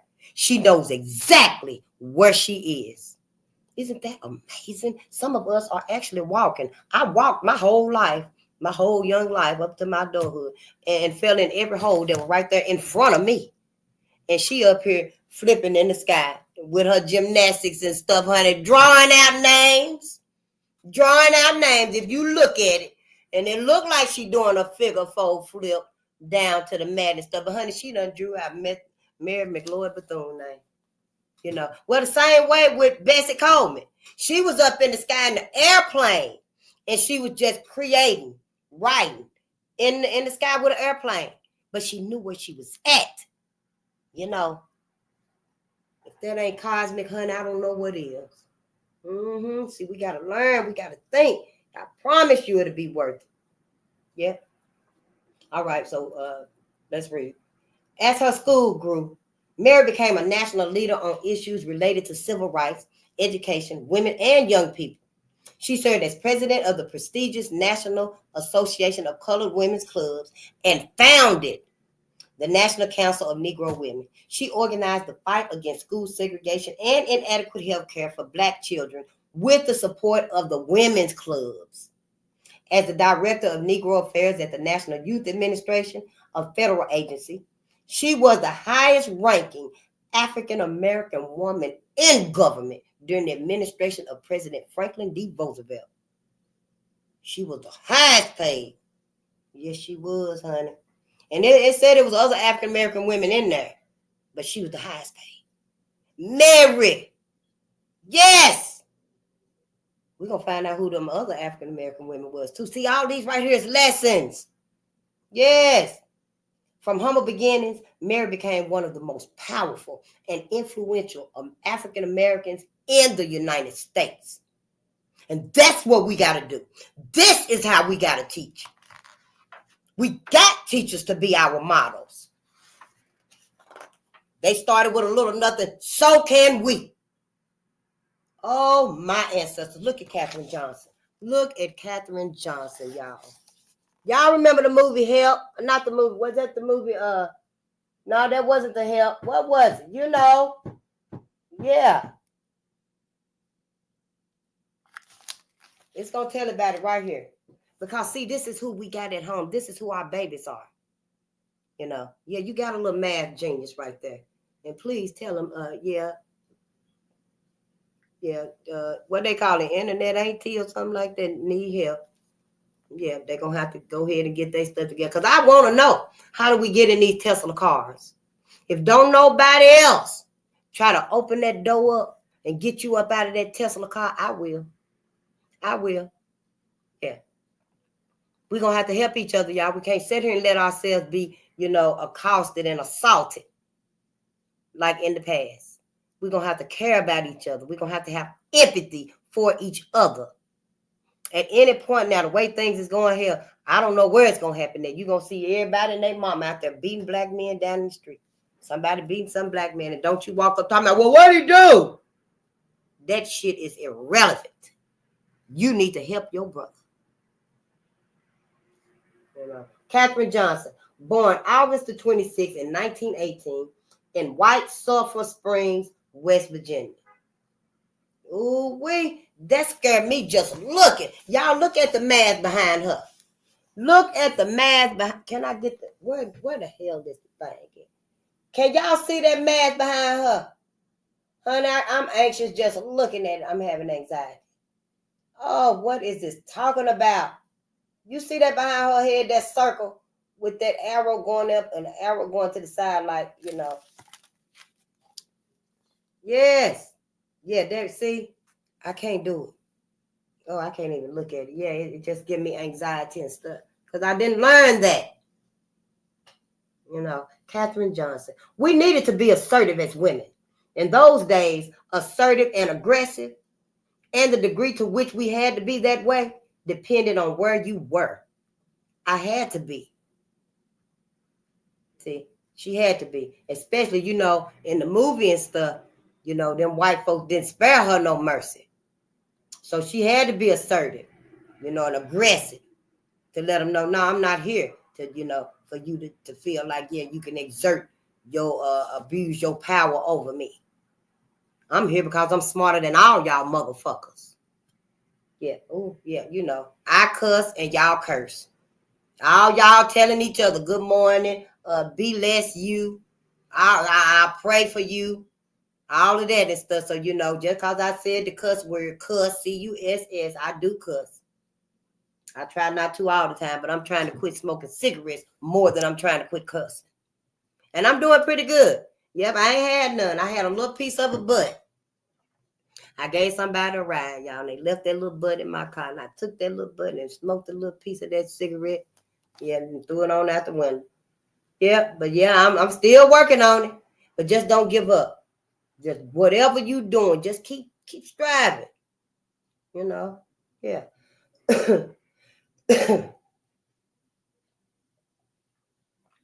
Ooh. Katherine Johnson is a pioneer research mathematician who worked for NASA and is best known for her accuracy in computerized celestial navigation. Oh, my ancestors. Katherine Johnson is a pioneer research mathematician who worked for NASA and is best known for her accuracy.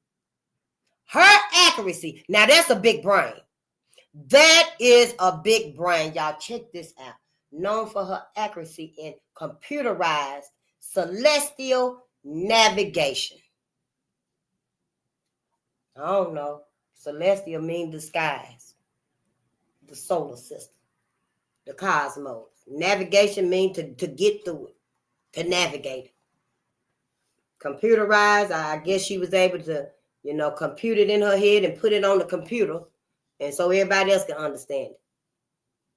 But the big brain right here, y'all gonna have to, do what you got to do. She calculated the trajectories for the May 5th, 1961 flight of Alan Shepard Jr., the first American in space.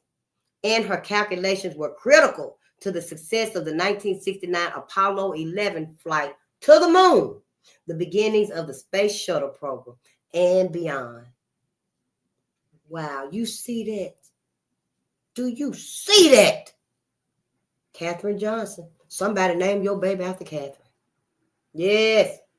I don't name her Katherine Johnson Malone. So what? These ain't our real names anyway. They took our names too. At least that way, your baby will grow up. Wow, that's her namesake. Oh, I'm named after Katherine Johnson. Yes. Katherine was a curious child who loved to count and to ask questions. Let that baby ask you questions. Even if you can't do nothing but come up with a fabulous theory, answer them. Yes, honey, answer them. From an early age, she showed such aptitude for mathematics that she was admitted to high school at the age 10 and graduated at the age 14 years old from high school, y'all. We doing such a disservice to our babies, to ourselves. By not teaching us, she would become the first African-American woman to attend graduate school at West Virginia University. And no doubt, she was the youngest there too. In 1952, after a successful teaching career and raising a family, Katherine applied to the National Advisory Committee for Aeronautics for a job as a human computer.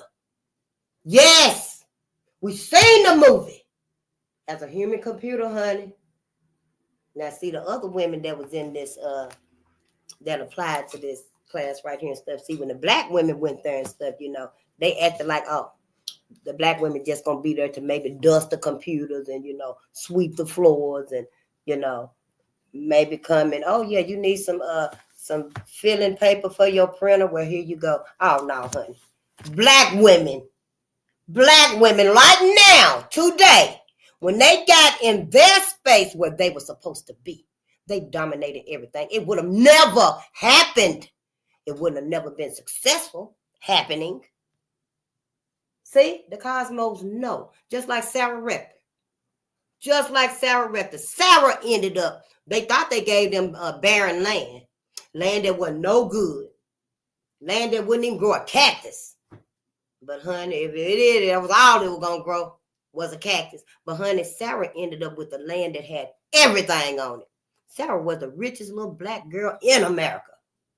See, the cosmos. We got to fall in line. See, we the only thing that's missing.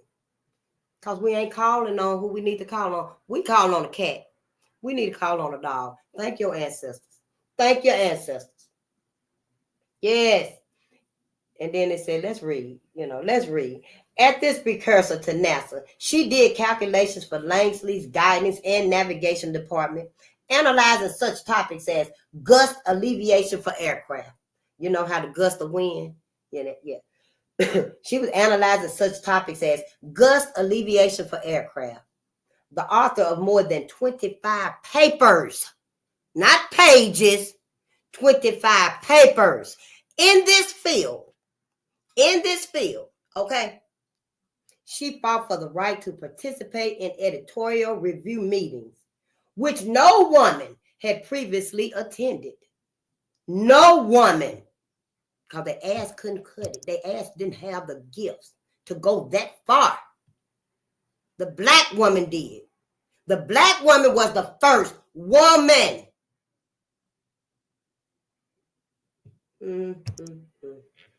Astronaut John Glenn relied on her calculations before embarking on his historic mission orbiting the Earth. John said, I ain't going nowhere. I'm waiting on Catherine. I'm not going nowhere. Bring me some tea. I'm waiting till Catherine get these numbers right. Because, see, they knew. They already knew. Yes. We got to watch that movie sometime. Yes, we're going to have to watch that movie sometime. I want to say we got the book. Maybe not. Let's read. Initially assigned to the colored computer pool supervised by Dorothy Vaughan, Catherine made a successful transition from calculating complex equations with a pencil to working with mainframe digital computers to computing guidance systems for the space shuttle. Let me read that again. I know. Initially assigned to the colored computer pool supervised by Dorothy Vaughan, Catherine made a successful transition to calculating complex equations with a pencil to working with mainframe digital computers to computing guidance systems for a space shuttle. So that's kind of like a child, a baby, might go from using a pen, a crayon, to a color pencil, to a real pencil, to an ink pen, to a marker, the elevation. Yes, right. Catherine experienced years of Jim Crow segregation and gender discrimination as a woman working in an industry dominated by white male engineers. And they ass just took everything they done learned, gleaned, and stole from other folks and was able to make it work. Because you can manipulate things and make it work. You can.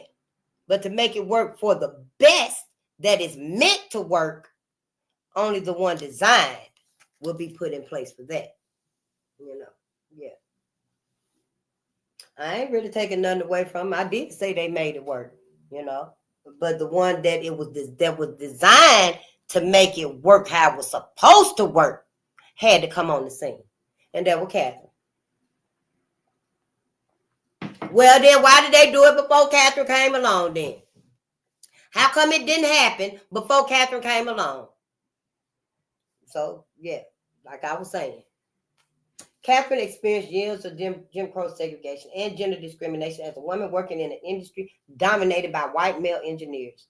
A pioneer and example for women in STEM, she received the 2015 Presidential Medal of Freedom. Her life was featured in Hidden Figures. That's the name of the movie, Hidden Figures, a highly acclaimed film based on the book of the same title by Margaret Lee Shetterly, Shetterly, and that's Margaret, Margot, not Margaret, Margaret. Margaret Lee Shetterly and Catherine G. Johnson Computational Research Facility was formerly dedicated at Langley Research Center in Hampton, Virginia in 2016. Yep, less than 10 years ago, like 9 years ago. That's a picture of her right there. Didn't Aaron do wonderful on these illustrations? Yeah, let your babies draw. Oh, look at Shirley Chisholm. Ooh, wee. Oh, honey, that's Shirley. You can see behind her glasses. Don't you say a word. Well, let me try to get it in where you can see it. Look at Shirley. Can y'all see it? I know. I'm gonna get that other monitor up. But for right now, honey, we like Mary McLeod Bethune, honey. We working with little pencils. We writing on napkins. We writing on the back of paper bags and stuff. And yeah. Shirley Chisholm, born November the 30th, 1924 in Brooklyn, New York. And she died January the 1st, 2005 in Ormond Beach, Florida. That's Ormond. Ormond Beach, Florida. You don't make progress by standing on the sidelines, whimpering and complaining. You make progress by implementing ideas. See, all of our ideas, see, it's bigger than what we even think it is. It's just ideas to us. We have no idea, that seeing the baby with all of those Legos and stuff, and he done built a car.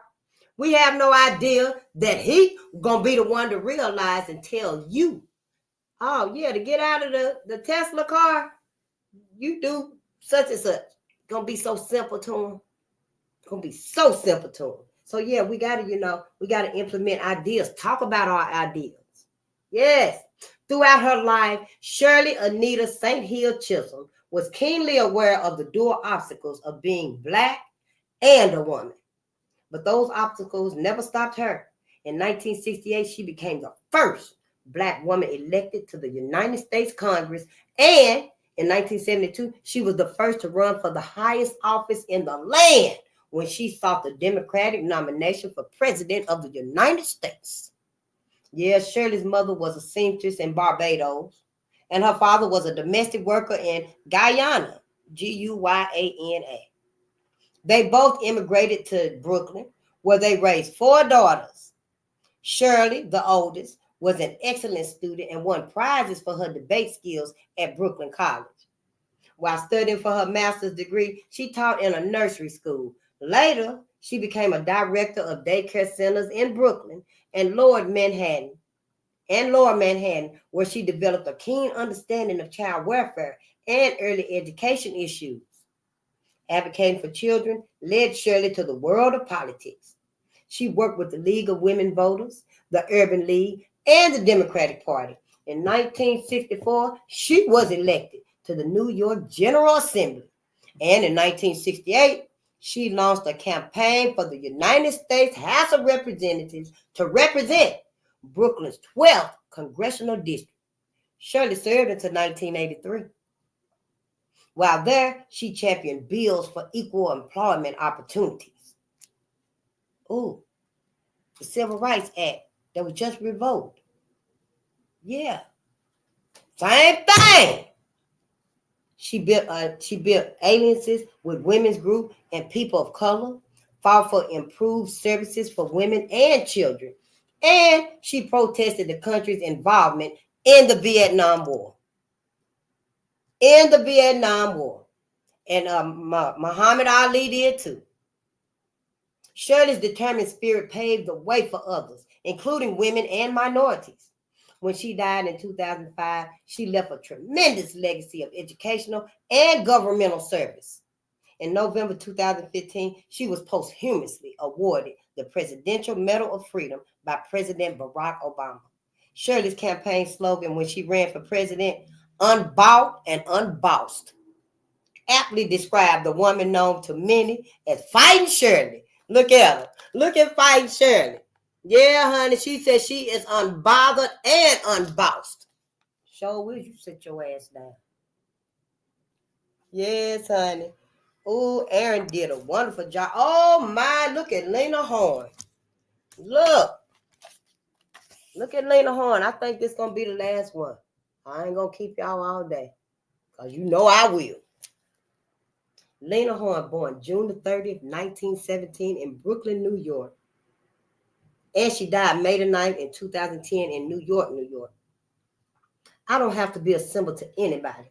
I don't have to be a first to anybody. I'm me, and I'm like nobody else. From the time she was 2 years old, Lena Horne made headlines. In 1919, she appeared on the cover of a print advertisement for the NAACP's Crisis magazine, W.E.B. Du Bois. Yeah, the Crisis. Yeah, as part of the organization's appeal to increase membership and support for their social justice programs. 14 years later, she debuted as the chorus girl dancer at the Cotton Club in Harlem, New York. Yeah, she became a successful nightclub performer before moving to Hollywood, where she broke new ground when she signed a 7-year contract with MGM, a major motion picture studio. Lena had a glamorous yet controversial career. She challenged racial barriers in an industry that capitalized on her talents while denying her many opportunities. In Hollywood, Lena courageously refused to act in roles that were demeaning to Black people. But many of her scenes were edited out of the films when shown to segregated white audiences. Lena became famous for her starring roles in the 1943 films Cabin in the Sky and Stormy Weather. But she was blacklisted in Hollywood in the 1950s because of her political activities and the fear of communism. Nevertheless, Lena earned admittance into Hollywood's prestigious Screen Actors Guild, becoming one of the first Black women to do so. Disillusioned with Hollywood, Lena returned to New York and established a triumphant career as one of the premier nightclub performers of the post-war era. In 1958, she was nominated for a Tony Award and she became a best-selling recording artist. Lena Horne. They were like this, Lena Horne, the lady and her music, had a spectacular 333 performance run on Broadway. In 1989, she received the Grammy's Lifetime Achievement Award. During her 70-year career in entertainment, Lena was always involved in civil rights causes. From anti-lynching campaigns supported by Eleanor Roosevelt in the 1930s and the 1940s to voter registration drives in the 1960s and the 1970s. She spoke on behalf of the NAACP, the SNCC, SNCC, CORE, and the National Council of Negro Women. She participated with Harry Belafonte and other entertainers in the 1963 March on Washington and at rallies to support murdered civil rights worker Medgar Evers. And we've been bringing his name up. Amongst her most cherished awards was the 1983 Spring On Medal given by the NAACP, the organization that first promoted her career in 1919. 1919. It did a whole full circle. Look at her again. That's Lena Horne. Yeah, that's Lena. Yeah. My sister. I know, right? Ooh, look at this, the last one right here for sure. Look at the color in this. Wilma Rudolph. Oh my, honey, you have to let that baby watch this. Look at this page. The baby would just want to look at the picture of her. The likeness she did to this. And the illustration is Aaron K. Robinson. Wilma Rudolph, born June the 23rd, 1940 in St. Bethlehem, Tennessee. And she died November the 12th, 1994 in Brentwood, Tennessee. We are all the same in this notion. The potential for greatness lives within each of us. See, they never should have made black kids, black children think that, we were less than. They never should have done that to us. Yeah. Now, it makes it seem like because we are learning who we are and what's inside of us, what's within us, everybody's like, we racist, because we are, you shouldn't have hid it. Why would you hide the greatness in us? And that's all I'm doing. I ain't nobody finna hide nothing. Not no more. Everything being revealed. Yeah. Wilma Rudolph was 4 years old when she was stricken with polio, and she overcame it. 3, doctors said she would not walk again. But Wilma's mother took her daughter to weekly therapy, and she and her other children massaged Wilma's legs every day. Every day they massaged her legs. They wasn't accepting what no doctor said she'll never walk again. They must have knew that massaging, it stimulated, circulated the blood and stuff. By age 8, Wilma could walk with the aid of a brace. A few years later, she was playing basketball with her brothers. At age 16, Wilma competed as a sprinter in the 1956 Olympic Games. In 1960, when she competed in the Rome Olympics, most people were not aware of Wilma's story of triumph over adversity. To them, she was just another athlete.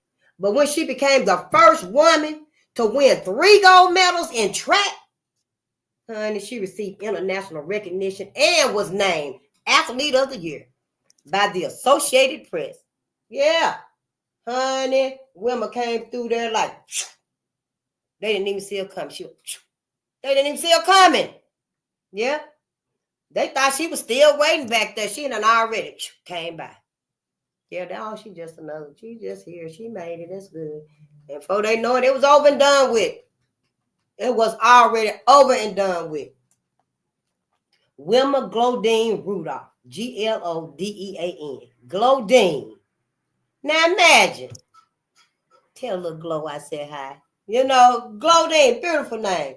Wilma Glodine Rudolph, the 20th of 22 siblings, was raised in Tennessee. She set a state record for high school girls basketball by scoring 803 points as a sophomore. As a sophomore, y'all. While playing in the game, she was spotted by Ed Temple, coach of the Tennessee State University track and field team.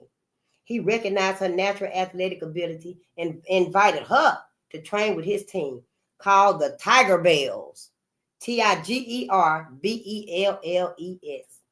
At the 1960 Rome Olympics, the first to be televised internationally, Wilma was the fastest woman runner in the world. In the world. Do you hear me? That's what it say right here. Yep. The first to be televised, it says, at the 1960 Rome Olympics. You can look it up. The first to be televised internationally. Wilma was the fastest woman runner in the world. When Wilma returned home, her town wanted to honor her with a parade. Most of the city's facilities were still segregated. But Wilma insisted that any banquet or parade for her had to be fully integrated. The city planners complied. After retiring from competitive sports in 1963, Wilma went back to school to study elementary education for the babies. She taught in public schools and colleges and continued to use her celebrity status and skills to support civil rights causes. She coached and mentored young women and athletes of color and established the Wilma Rudolph Foundation in Indianapolis, a community-based amateur sports program that she considered her greatest success, even more than all the medals and all the traveling and the souvenirs that she won. Yeah. She considered the Wilma Rudolph Foundation a community-based amateur sports program. That sports program was more than anything else that she had achieved, because it gave other children, other Black children, the opportunity and the doorway, to find their greatest just like her. Ooh, look at Faith Ringo. We're going to start with Faith tomorrow, because we need faith, honey. We need some faith right about now. Can't nobody stop us from getting no faith. I don't care where it come from. I'm finna go. But you still get you some faith. If you can't find it no 100, you get out there in that sun. And if you got to just, don't look right at the sun. That's what they say. I do. I ain't going to tell you to do that. But yeah. But, you just get out there in the sun and soak up some of that sun and stuff, because it makes you happy. Sun energizes us. Mm-hmm. The sun energizes us. Yep. Just like singing. And we were reading about that the other day, what singing does to our body. I wish I could sing right now. I'm going to sing to myself, though. But singing. Your heart, when you sing, honey, your heart, singing joyful and expressive songs can nourish the heart. It can balance emotions and uplift your spirit. Keep a song in your heart, Black America. You got to keep a song in your heart. And no, it ain't WAP. Teach these little fundamentals to our babies, too. Ask them, what's your favorite song? Now they be like, jam. Oh, jam. Jam. Teddy, jam for me, yeah. Then that's okay. Let jam be their song. Maybe they get to breaking down when they get to the part, and it make them feel good, Let that be their song. And your lungs. When you sing it, it helps expand your lungs and improves oxygen intake. These people got us breathing like them. I truly believe we eating like white folks. We dressing like white folks. We thinking like white folks. We carrying our life like white folks. We learning. and studying like white folks. I believe we breathing like white folks. We got wide nostrils for a reason, so we can inhale much. You know, we can inhale much. We ain't supposed to be taking these shallow breaths of air. You know, be no fuck around and hyperventilated. We breathing wrong. Yeah, so when you sing and stuff, it helps expand your lungs. So, you know, yeah, sing. Just sing, my people. Our liver. Singing helps regulate emotions like frustration, anger, and stress. Your liver, when you angry and stuff and you singing, it helps to regulate them emotions and stuff, you know. Yes, singing has so many benefits. Your kidneys, singing can strengthen kidney energy by fostering vocal expression. So while you singing and stuff, you know, your kidneys is doing the same thing. You dancing, singing with your voice, and your kidneys is too. Yep, because it mimics the vocal expression. And lastly, I know I'm finna go. Yep, we don't tell the pastor this and stuff. I just get up and ease on out when I'm done with church, you know. Yeah, right after the music, I'm finna get on up out of here. But last but not least, be grateful, Black America. Be grateful. You know, I don't care what it is. You got up this morning. You got another chance, Black America, to be faithful, to be honest, loyal, sincere with your people, for your people. You got another chance to stand up for your ancestors. When you look around here and see that nobody cared about none of our ancestors. Nobody cared about none of our ancestors. They don't care about you. They don't care about them kids. And on that note, get your kids. Get your kids. Find your personal freedom. This is mine right here. Ain't nobody finna take my freedom from me. I don't give a damn who it is, what they say. I can go. Yeah, I can go. I'll make me another appointment. Yeah, you know, because they're going to be like, we can't talk to each other no more. Watch, and that just came out like that. Watch they try to tell us, no, y'all can't talk to each other no more like that. Not that conversation here. Watch and see. But gratitude, y'all, just be grateful. Because one, it shields you from negativity. You ain't thinking about all that bullshit and worrying and stuff. What I say, be wary, not worried. It makes you at least 25% happy. When you grateful for something, that's what you need to be happy for. The sun is always right there. Sometimes I'm grateful for the sun, but you know, lately it's been my paycheck. But yeah, you grateful for the sun. First off, you know it's there. First off, you know the sun is keeping you alive, it's keeping you warm. You know the sun is keeping everything in unison. For you. For you. You know, find your happiness, you know, something. Be grateful for something. You know, it rewires your brain. Being grateful rewires your brain. Gives you something new to think about, look forward to, appreciate. It eliminates stress and it heals you. It improves your sleep. You sleep like a baby. Sleep like a baby, honey, when you're grateful. Just when the sun is, you know, on the other side of the world and stuff, be grateful for the sun anyway. You know it's there. Instead, be grateful for the moon. I don't know, just be grateful. Find something sincere now. Don't go out and be grateful for, you know, no bullshit. I'm grateful for Tesla. You know, I'm grateful for the implant. You know, yeah, you need to be in another room and stuff. Being grateful, it boosts your self-esteem and your performance. That's because, see, you feel it. It's already lifting you and aspiring you, and it's already prospering you. And so you feel it. So your performance is different. It's much better.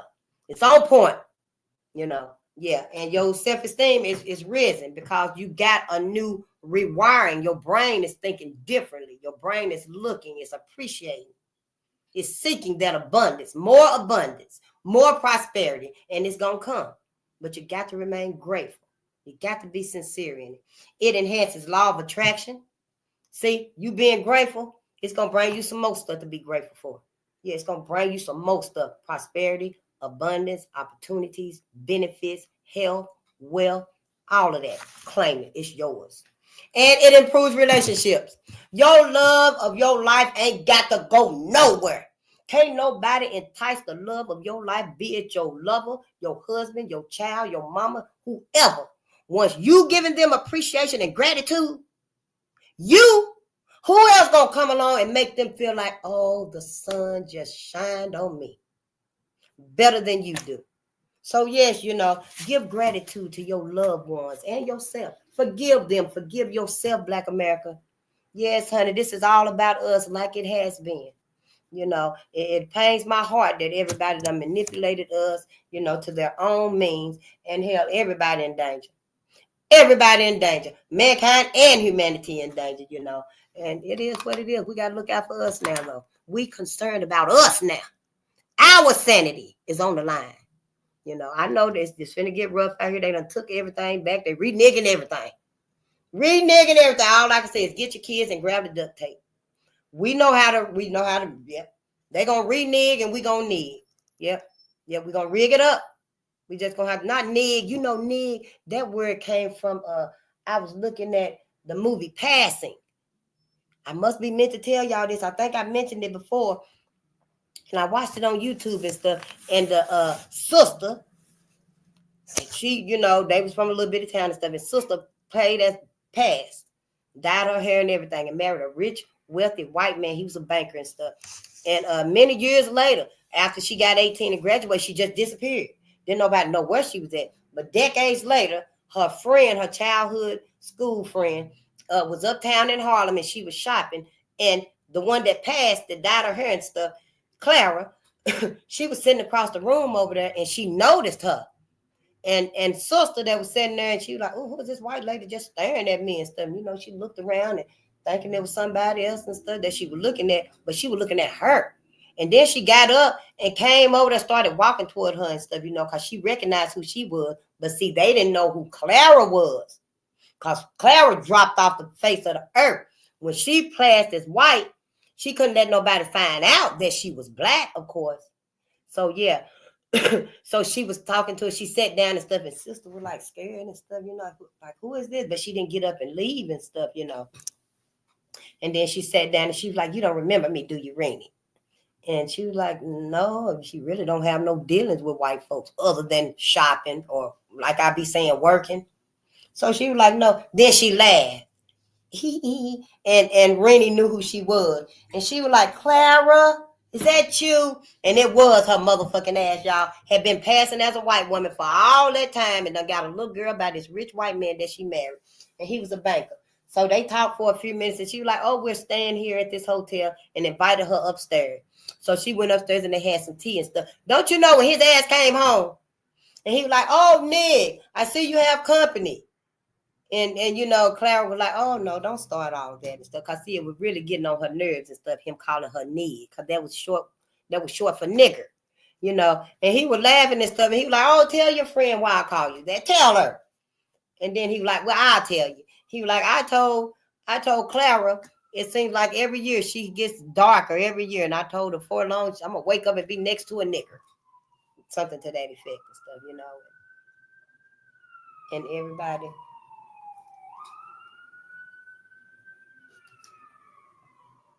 everybody seemed to, have a moment of shock.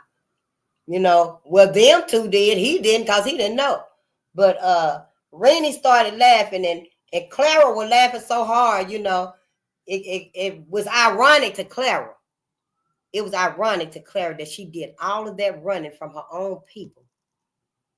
But Rainey was laughing so hard, tears were coming out of her eyes. Tears was literally coming out of her eyes and stuff. And she went home and she said to herself, hell, I ain't gonna never be around her ass no more. But see, Clara was missing Black people, and the vibe that we got, the freeness, the openness, the music, the food, and she kept coming around and stuff. Real good movie, worthy too, because when that white man found out she really was Black, they didn't know if he pushed off the balcony or if she fell off the balcony when she stepped backwards, because she probably knew that he was gonna do something to her, because what he was thinking about, And then they had a baby together and stuff too. Just terrible, terrible all the way around. It really wasn't no benefit, if you ask me, So, and on that note, have Black babies. We're gonna have our babies and stuff. Let's have our Black babies. We need to have our Black babies. White America was right. Let them have their own babies. Let them stay together. Because even that has been turned around and used against us, Black America. That in itself, because They turn around and teach that mulatto baby to keep their life, their lineage alive, not ours.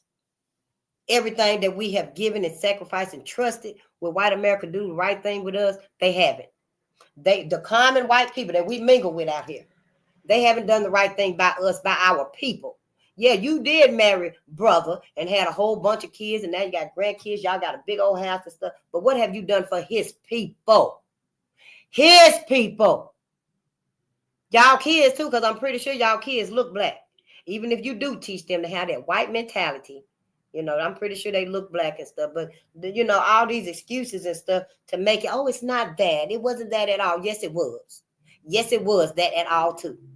And right now, when y'all see how the government and stuff, y'all peoples, how your brothers, your son, your daddies, your granddaddies, your cousins, your uncles, you see how all of them are got all this bullshit going up, still doing it.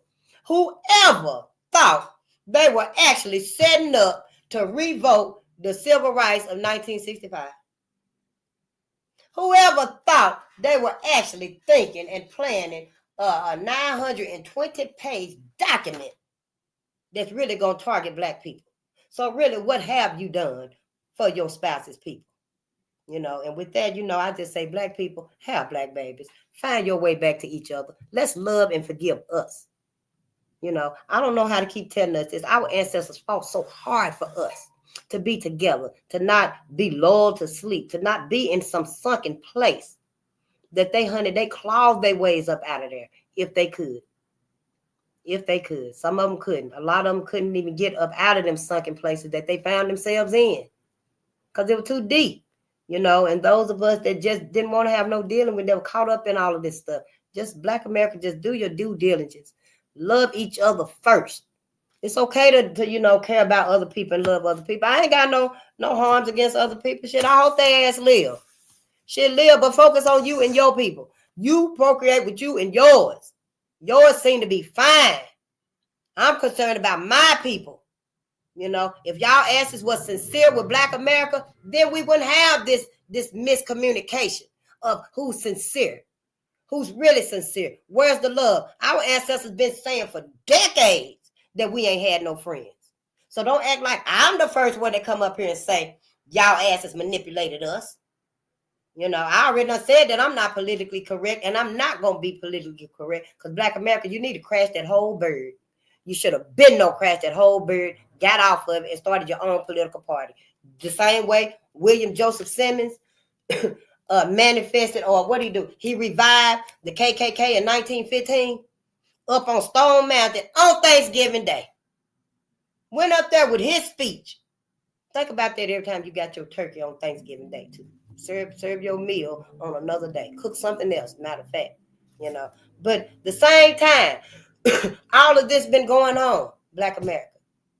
Everything been going on, you know, and we just got to see the significance of it, how it means to us, what it means to us. We got to look through spiritual lens for our people. I know you can look through for everybody else in the world that you want to, honey, and you're going to miss the biggest view ever, and that's your people. You know, and I love y'all, and I'll see y'all later. Peace and power to the people. Yep. And it's okay, you know. I'm not mad or upset at none of y'all. You know, if you want to go, go. Because you already know what it is here. Yeah. And you know who it's about.